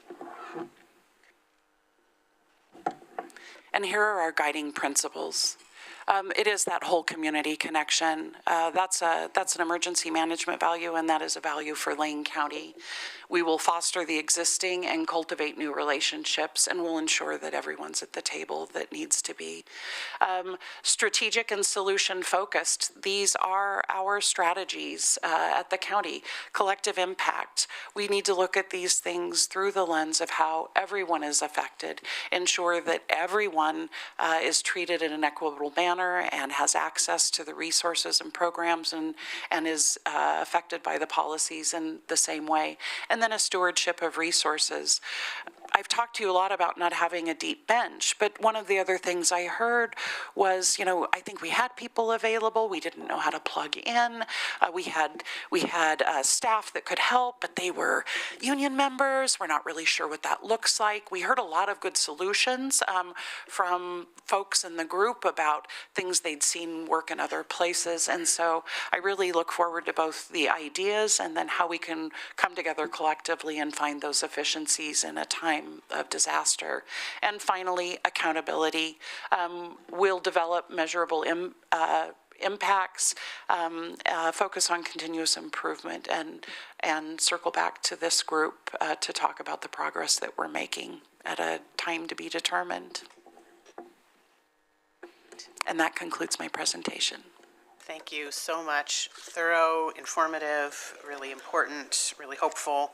I will just note to the board before I turn it over for questions, we are at time for this item, but it is our emergency manager's first time before us. This was an extraordinary event, so I want to be sure we get to ask questions or make any comments we want, and also just remind my colleagues if it's a specific data point or something you're looking for, that email requests always work with staff.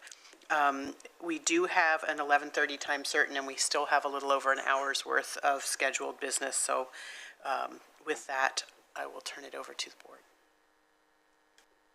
Commissioner Buck. Thank you, Chair. It's wonderful to see you here.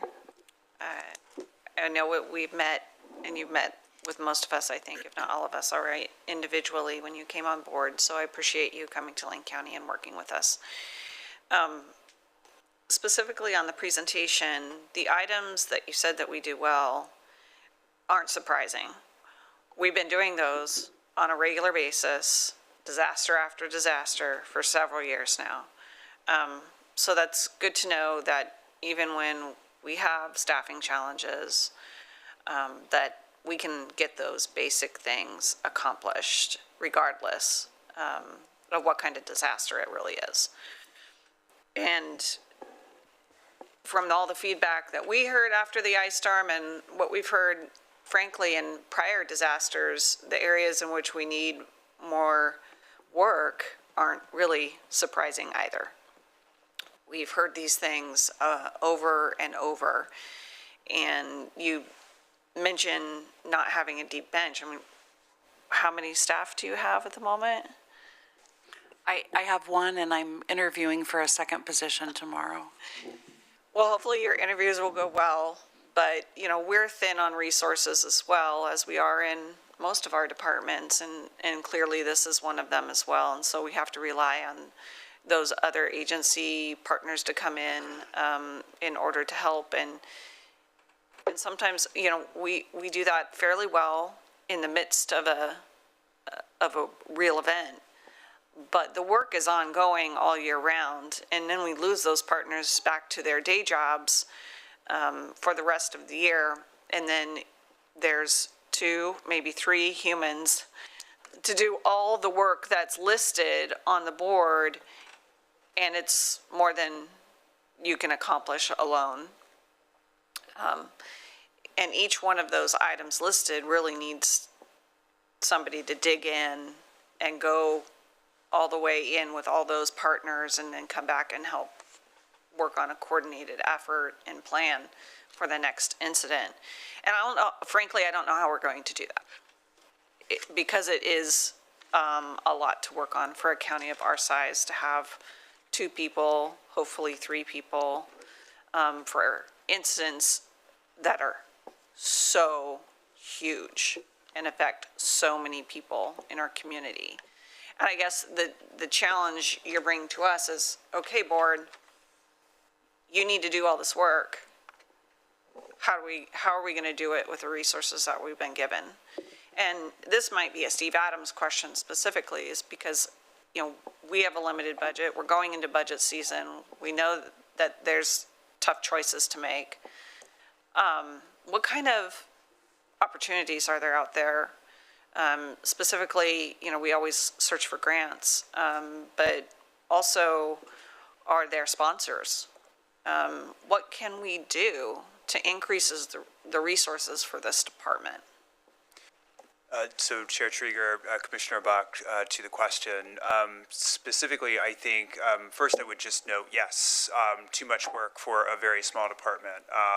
Secondly, I would note that the county administrator and the deputy county administrator made a strategic decision to locate emergency management within the policy division because the effort was thought to, or at least the intent was to figure out how to do some degree of amplification of support.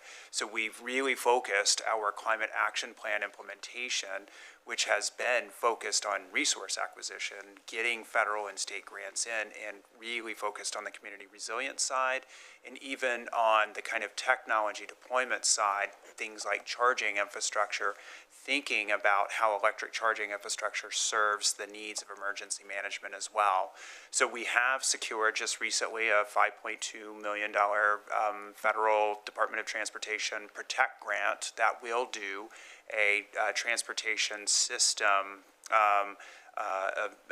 vulnerability assessment more broadly. So that's within the metro area here, Eugene, Springfield, Coburg, but also throughout the county. So it's one of the larger planning grants that the Federal Department of Transportation has awarded to date out of this program area, and that in and of itself forms a baseline.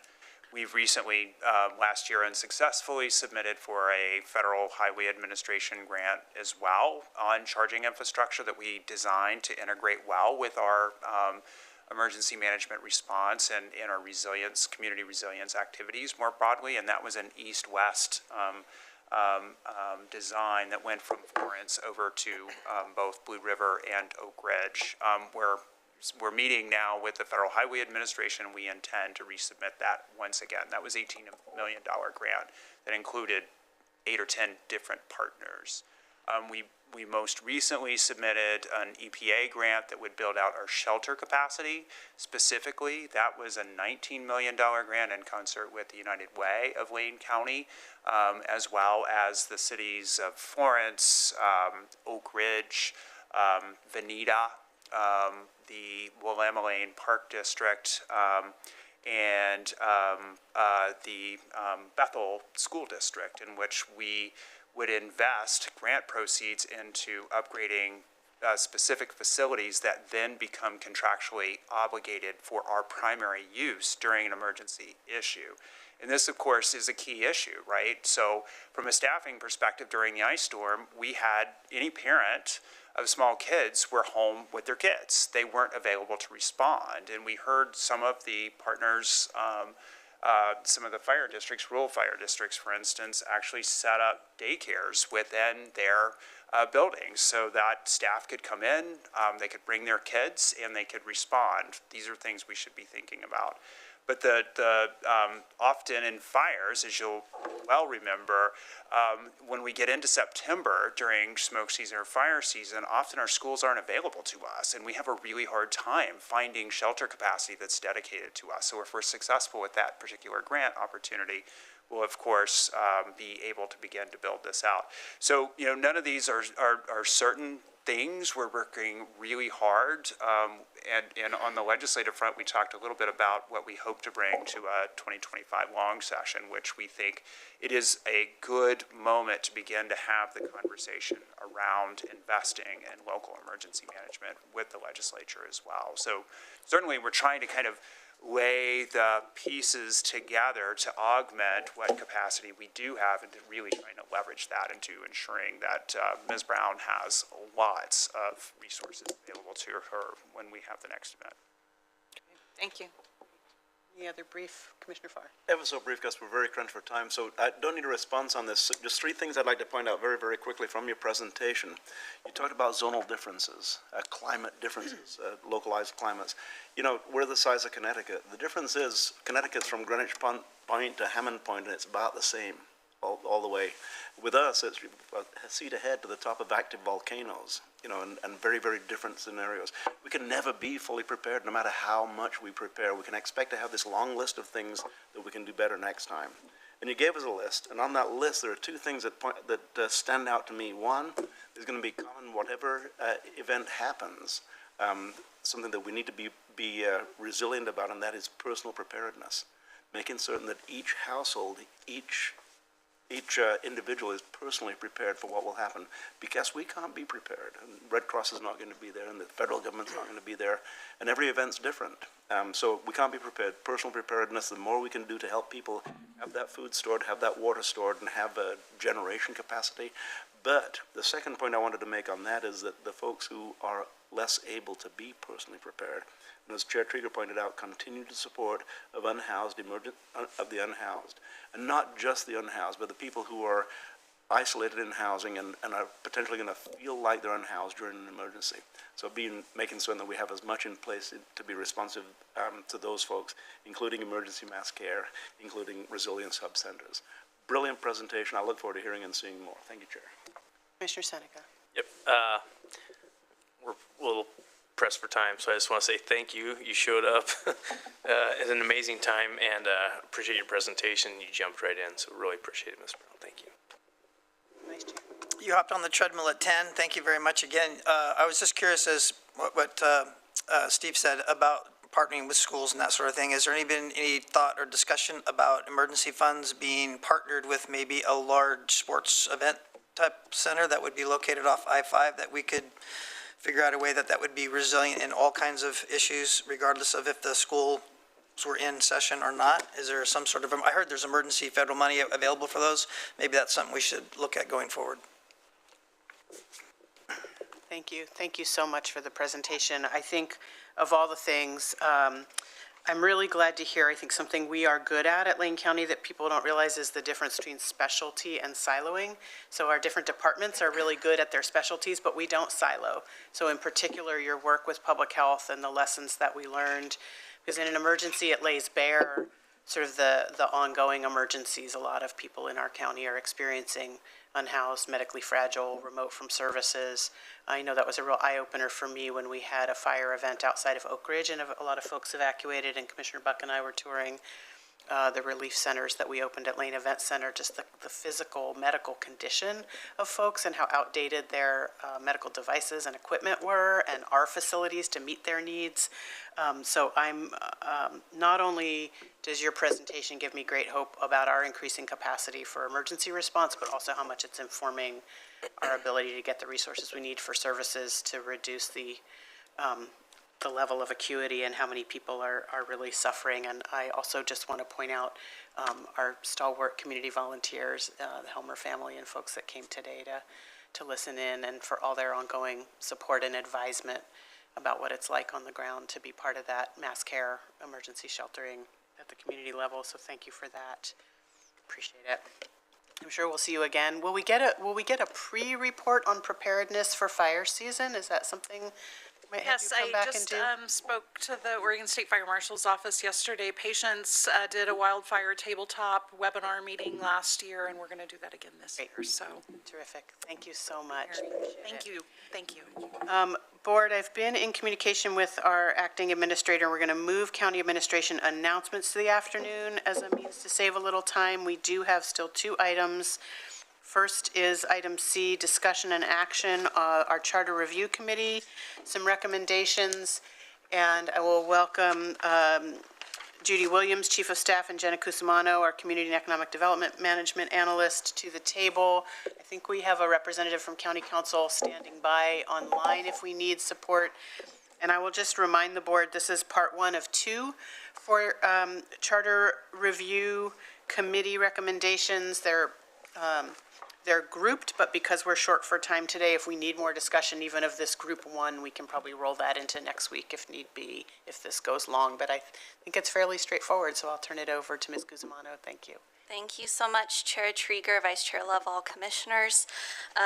We're here before you today to review and discuss some of the Charter Review Committee recommendations. So we came before you in October, the committee did, with their final recommendations. In November, we last had a work session with you all to discuss those recommendations a bit further.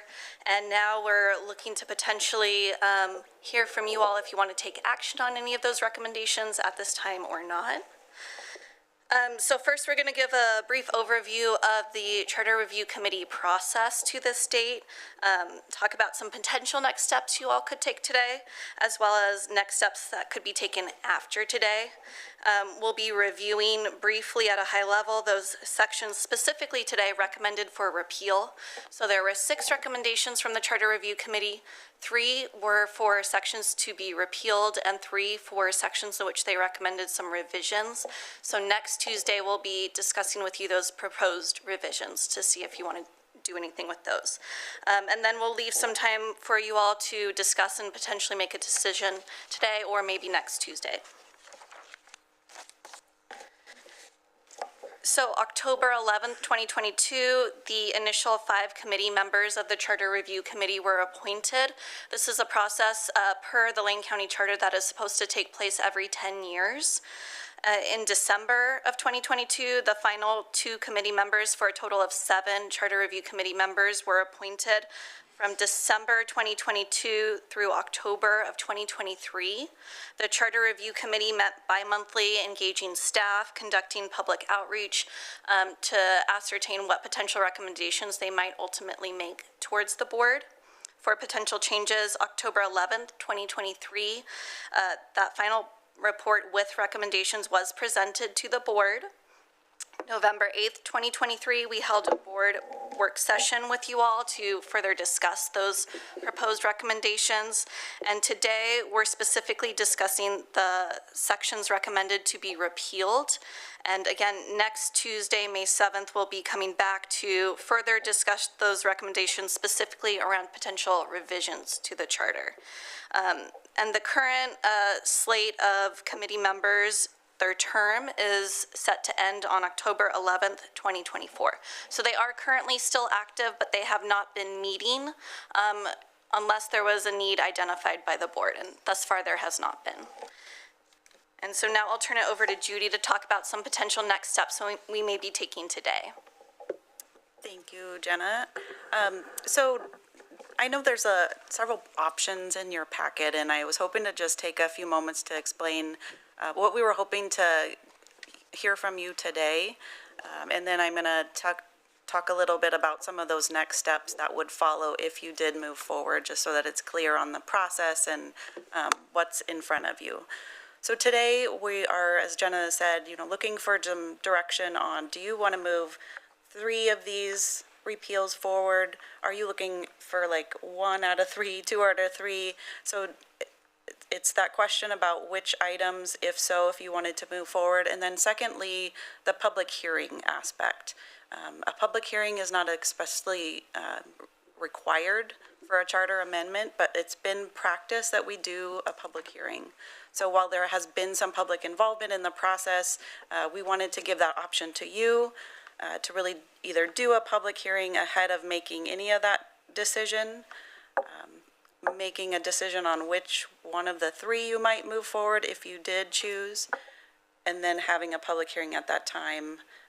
And then I will quickly walk through some of the next steps just so you have a heads up on the process. So if you were to move any one of the charter amendments forward, we could look to, and again, we're giving you some timelines and some dates just so you have that in your head around what we're looking forward if we wanted to get to the November election, November 2024. So these dates would be similar for a different election, but just to kind of project this forward. So looking at a potential public hearing date around June 11th, June 25th, we could have at that same board date also have a board order, which would be referring the whichever amendments to elections office to be placed on the ballot. Also, you have some decisions too around the voter pamphlet. And again, if that were to be a desire, if you're moving any of these forward, did you want to see that on the voter's pamphlet? Because there's an additional step there on appointing a committee to do that work. So while County Council would be working on draft title, caption, question, and summary, we would be appointing, or the board would, we would be asking you to appoint a committee. It's a 3 to 5 person committee to work on the explanatory statement piece. Our deadline or timelines work well, kind of that June, late June, early July for such an action to take place. While we're striving for a deadline of having those ballot titles and everything to elections office by August 16th. There are some challenge period moments that we have to adhere to, and then voter pamphlet deadline around August 27th, and then the final filing form to elections office in September 5th. So this is just kind of a play-by-play of what to expect if you were to make any of these moving forward. And then we'll do a summary too at the end after Jenna walks through these 3 items with you. And there is no requirement that should you decide to take any action on any of these items that it would have to go on the November 2024 election. It could go on any subsequent ballot that you choose. So you can also opt to, perhaps you still have an interest in any of these items, but you're just not ready to move forward with the steps as outlined at this time. So there's no requirement to make a definitive decision at any point in this process. So just a quick overview of those sections recommended for repeal by the Charter Review Committee. And so these are also referring to issue papers within their final report that was provided both within this packet as well as in the October 10th board meeting. So Section 32, spending limitation, Section 33, East Alton Baker Park, and Section 34, income tax cap. And then we're just pulling these slides forward from our November work session that we had with you all about the pros and cons that were kind of identified for each item, both from the staff perspective as well as from the Charter Review Committee issues that came up in their discussions. So for the spending limitation component, this was established prior to current state laws and practices that govern county spending. The terms used within this section are out of date and have shifted in meetings since they were included within the charter. So it just essentially serves no modern purpose for the county. The county is out of compliance with some elements of this provision since they're no longer applicable to our work, and it's largely serving as a historical artifact and provides no or minimal value to the county. So relevant staff, our budget manager, Christine Moody, has weighed in on this as well, and so she did not see any purpose for continuing its placement within the charter. East Alton Baker Park, similarly, this provision was established when the county still owned this land. That's no longer applicable as it has since been sold to the city of Eugene. The primary value, similar to the spending limitation, it's serving as a historical artifact within the charter as it currently stands. Developable land within the urban growth boundary may benefit from greater flexibility governing its use. So again, just pointing towards it could be helpful to remove this section from the charter. The Charter Review Committee largely agreed that this provision served little purpose for the county as it's currently stated within the charter. And then lastly, Section 34, the income tax cap. So this was established at the same time that a companion provision to create a county-level income tax was voted down. So it was established at a time when it thought it could be useful, but ultimately did not come to bear. This provision restricts how an income tax would be used, but no county-level income tax currently exists. So no current need to restrict how a non-existent tax will be spent. And then also we heard from our budget manager, Christine Moody, that it would make more sense that if there were any future implementation of an income tax, it would actually be better served if it was defined at the time of implementation of a subsequent income tax and not be held to past language within the charter. So again, that was just a high-level overview of the repeal sections. Before you today, we're hoping to engage you all in some discussion about if you have interest in moving forward with potentially a public hearing to see what the community feels about having all three of those sections up for repeal on the ballot. Alternatively, you could make a decision that there's one or two or none of the items that you are interested in hearing further from the community about and you don't want to take action.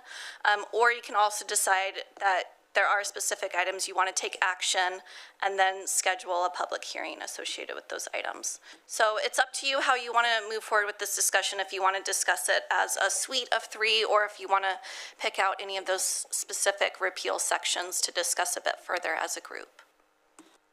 Thank you so much for that. So, so really the conversation today is, do we want to take next steps on one, two, or all three, or none of these items? And that next step would be a public hearing. Or maybe the board would say we want to talk about them some more before we even make that next step. To the board. Commissioner Farr. Thank you, Chair. You know, I think the Charter Review Committee did a superb job on these three areas. And the white paper and the explanation make it all seem fairly perfunctory to move forward as quickly as we possibly can with a public hearing. And then we could do all three as a suite or all three separately. But I'd like to see us move forward to the November election for getting that recommendation, that suite of recommendations from the Charter Committee move forward. I don't personally have any amendments to it. I don't have any discussion that I would have. I'd love to hear what the public has to say about it. Got a hunch that it'll go, but I don't know. So I'd love to see us move directly forward on that. Commissioner Buck. Thank you, Chair. Thank you, Commissioner Farr. I feel exactly the same. I think it's pretty straightforward. Hopefully it will be fairly straightforward to the public as well, and to be efficient, might as well do all three at the same time. People will have their ballots, and we get a lot of people voting in the November election, so I think it's a great time, and I would support that action as well. Thank you. Vice Chair. Thank you, Chair. Yeah, Committee did a great job again. You guys did a lot of thorough work. Jen and I, you have had conversation about how much time they spent over the years, and it's well appreciated. I agree largely with the other two colleagues as saying a public hearing might be valuable because I think it's important for the public to weigh in. Monetarily, spending the money on the election in a tight budget cycle where we're in, the costs associated, as my understanding, could be up to $100,000. And to me, that's half of a deputy sheriff to remain on the street. So it's not a priority for me at this time. Commissioner Seneca. Well, that was my question is, November is the most expensive time to get it on the ballot, right?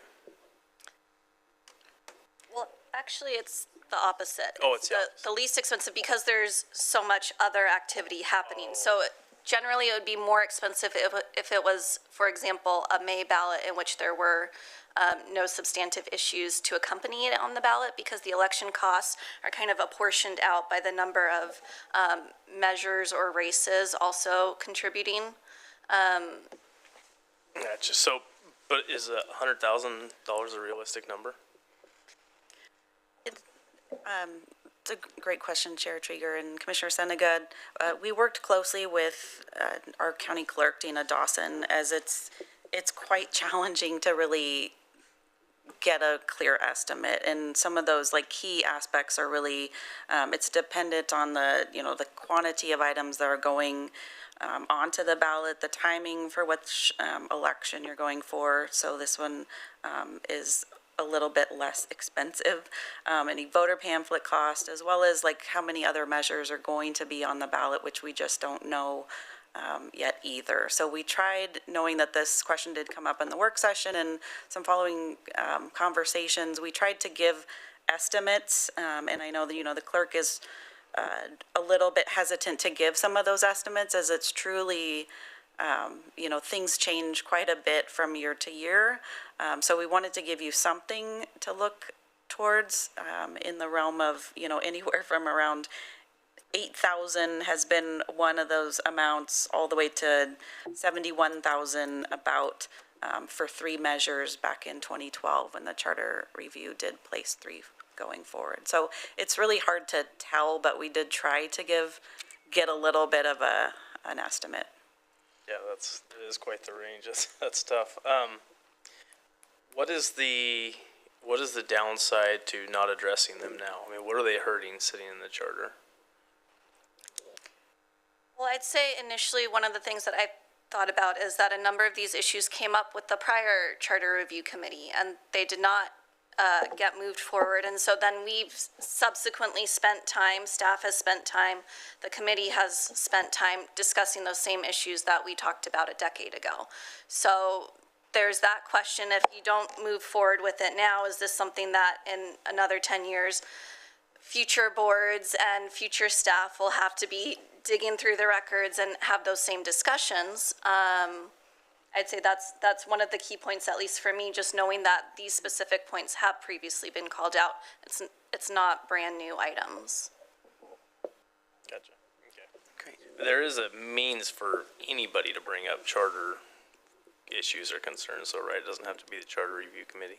Correct. So there's methods in which citizens can bring forward measures to the ballot. There's methods in which the board themselves can direct, which is, the process we're going through here, but it was initiated by charter review committee recommendations. So there's methods in which changes can be made to the charter outside of the charter review committee.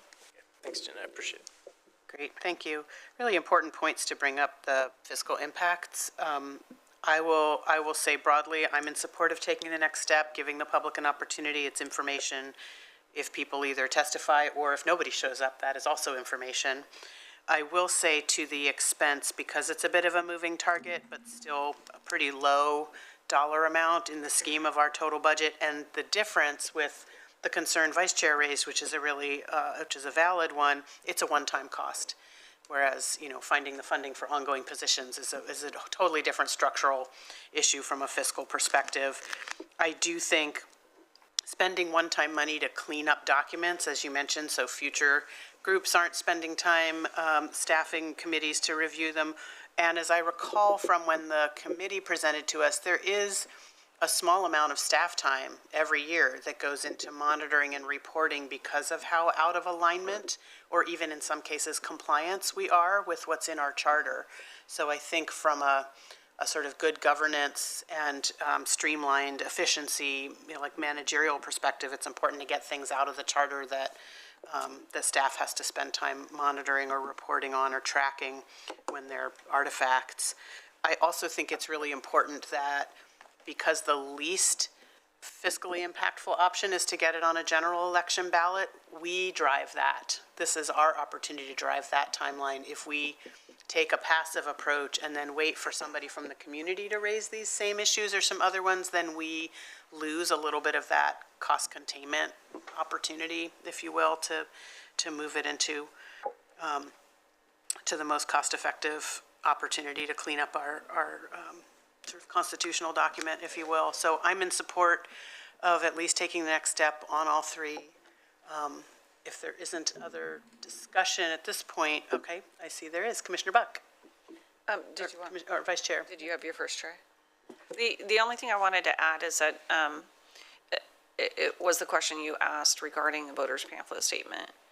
And I was wondering if we had to make that decision now, because I ask only because if we don't get a lot of public comment, I'm not sure if we want to go that route, but if we do, and we want to make sure that we've explained why we're requesting this of the public, that we have that in the voters pamphlet. I think that would make the most sense, but I'm not sure at what time you need that decision to be made.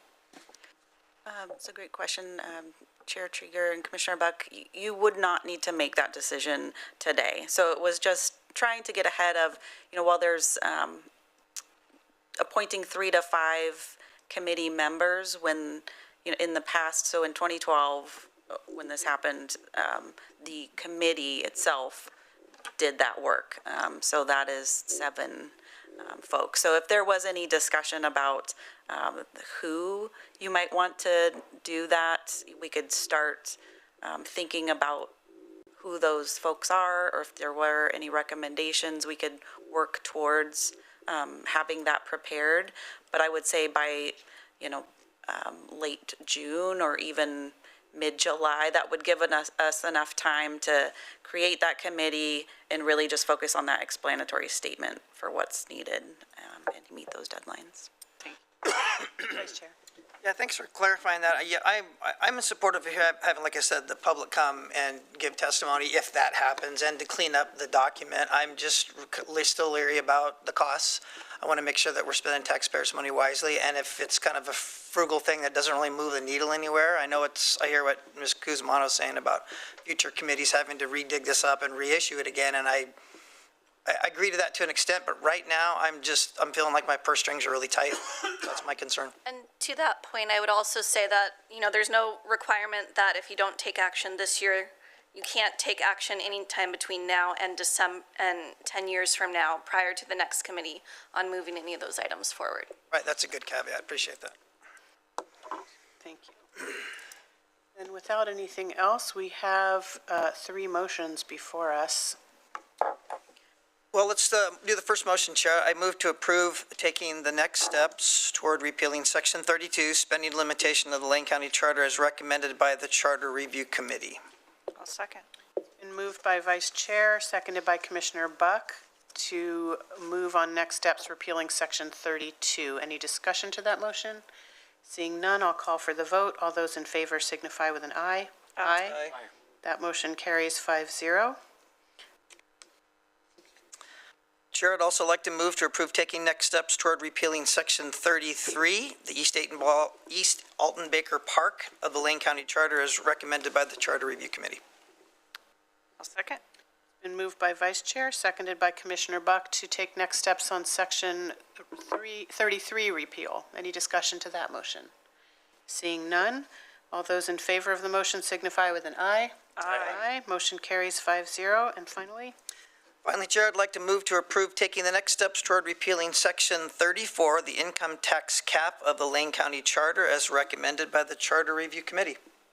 I'll second again. Moved by Vice Chair and seconded by Commissioner Buck. Any discussion to the motion of taking next steps on repeal of Section 34? Seeing none, all those in favor of the motion signify with an aye. Aye. Aye. So all three motions pass on a 5-0 vote to move forward on taking next steps, repealing sections 32, 33, and 34 of the charter.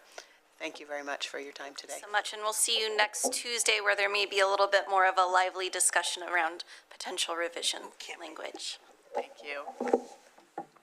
Our last item before our 11:30 time certain exec session is a Health and Human Services item, looking at Order 24-04-30-02 in the matter of accepting a grant award from the Oregon Health Authority in the amount of $4.5 million. And I'll welcome Health and Human Services Director Eve Gray to the table. Good morning. Hello, good morning. Hopefully I will be able to keep you on time and maybe even have a second for a break before your 11:30 time certain.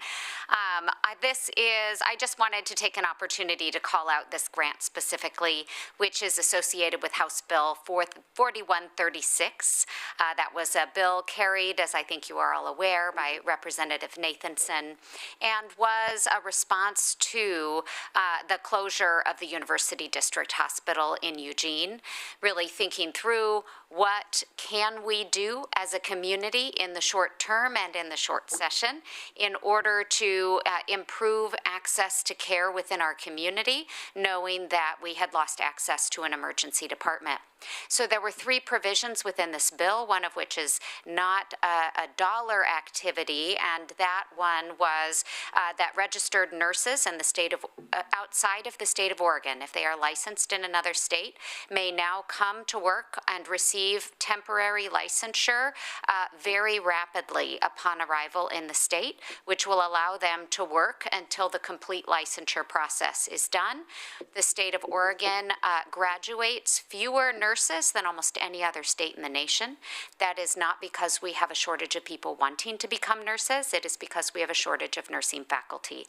And there is work at the state happening in order to work on addressing that shortage, which is primarily related to pay for nurse faculty compared to other master's level trained nurses in the field. So we are very excited about that opportunity for us to bring in talent from out of state until we can get to a place where we can produce more of our own nurses inside the state.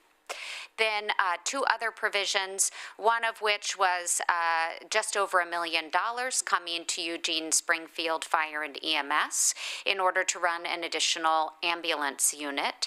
And that was taking into consideration the additional transit time from a place like the Churchill neighborhood to Riverbend and back again, that there was just a need to add some resource. So those dollars will come in with this grant and go directly to the city of Eugene and Eugene Springfield Fire and EMS to cover that unit. The remaining dollars, which is about $3.8 million, is funding an innovation fund, a healthcare innovation fund. And we will be putting out an RFP in our community in order to get great ideas for how we can increase access to same-day health care in order to reduce the unnecessary visits to the emergency room. So we're really excited. There's been a lot of community excitement about this one. We have a lot of folks reaching out to us, and we will be producing reports that I am happy to bring back to you before they go to the legislature around what projects we fund and ultimately what the outcomes are in terms of return on investment for reducing overall systems costs. So that is the summary of this particular bill and what it is we are asking you to vote for us to receive today. Happy to take any questions. Thank you so much. To the board. Vice Chair. Thank you, Chair. I have a couple of questions, and thank you for bringing this to me. This is a hunk of money, and that's a great thing. I think there's a lot of things that are going to be positive happen. Two questions I have, actually maybe three. The timeline of the out-of-state license transition, folks, you said we have a shortage of faculty. What's the expectation of the state to have those transitioned in time for? Is it a year? They give us 2 years? How much time do you think they're going to give us to transition those folks coming in if we have a faculty shortage? Sure. So that piece, fortunately, isn't our responsibility. That's given to the Oregon State Board of Nursing. They are working through their process for providing that 90-day temporary licensure. And then there are some other task forces working on nursing workforce education initiatives.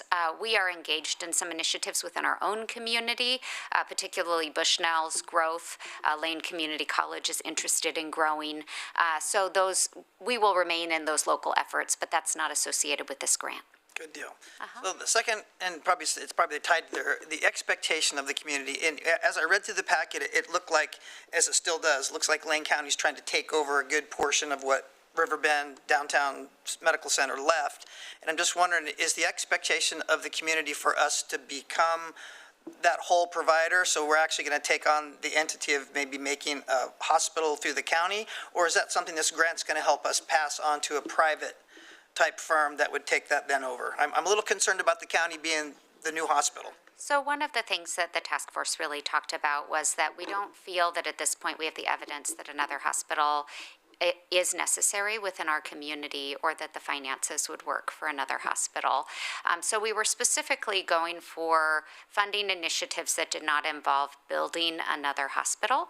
And things that have been thrown around are things like community paramedics or nurse practitioners who can go, if someone really doesn't need to go to the ER but 911 was called, could they report to someone's house and treat them right there? What options do we have for medication access if someone runs out of their medications and they're just going to the ER for that, or options for more after-hours urgent care type or in-home care activities.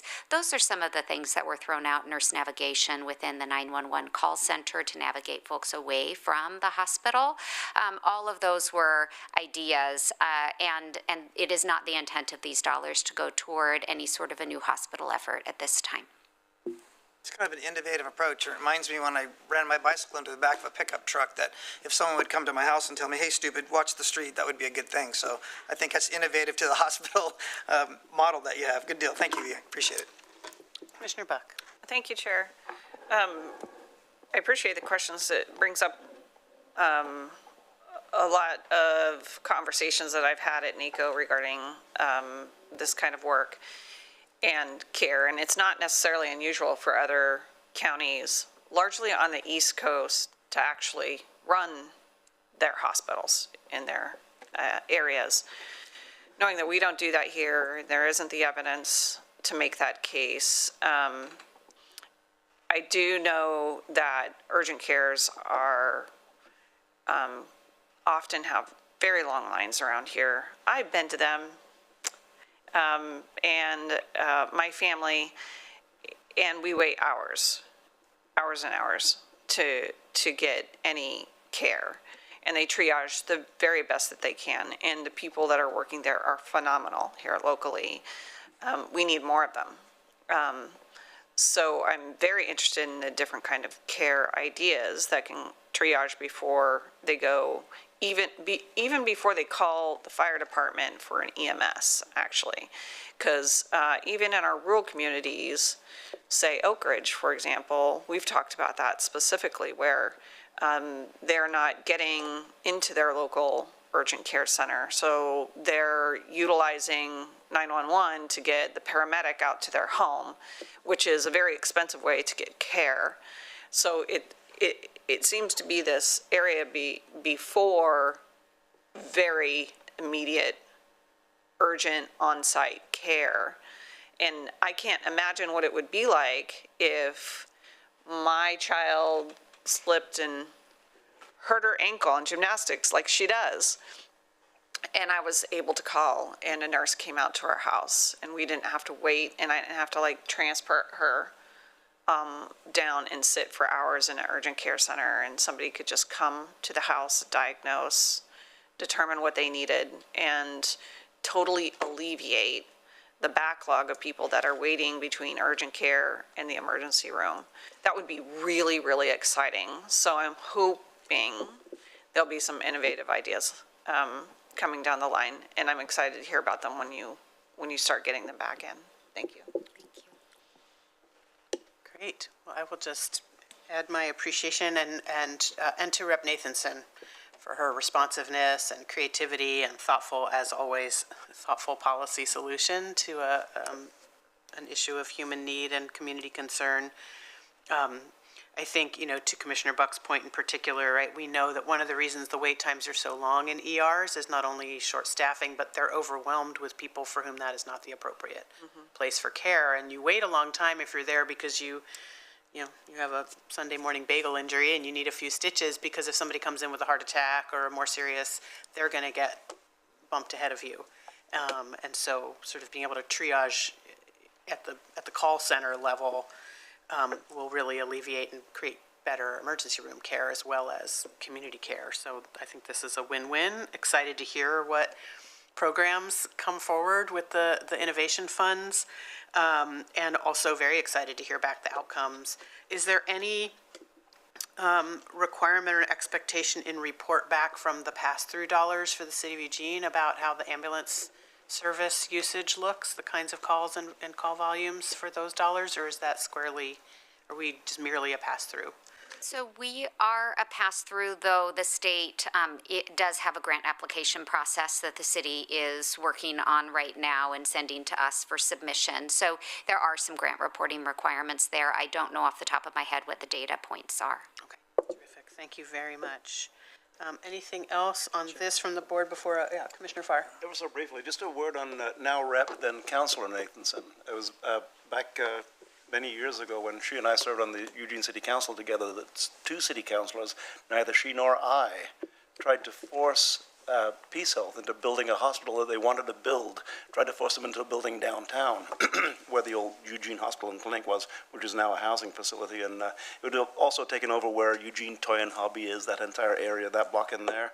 And two councilors at the time really wanted that to happen, tried to force them into doing it. And instead of building in Eugene, Peace Health decided to build in Springfield. That's why we have no hospital in Eugene, is because of the decisions that were made by some city councilors back in the 1990s to not allow them to build on what was zoned, a property that was zoned for a hospital, that they had originally planned to build a hospital in the city of Eugene.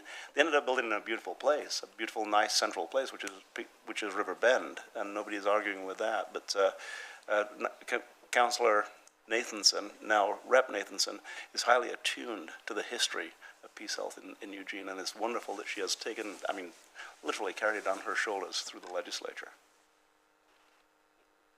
With that, I would entertain, we do have an order in front of us, so I do need a motion, please. Yes, Chair, I move to accept Order 24-04-30-02, the grant award from the Oregon Health Authority in the amount of $4.5 million, and delegating authority to the county administrator to execute the award documents. Second. I'll second. It's been moved by Vice Chair and seconded by Commissioner Buck. Any discussion to the motion? Seeing none, I'll call for the vote. All those in favor, please signify with an aye. Aye. Aye.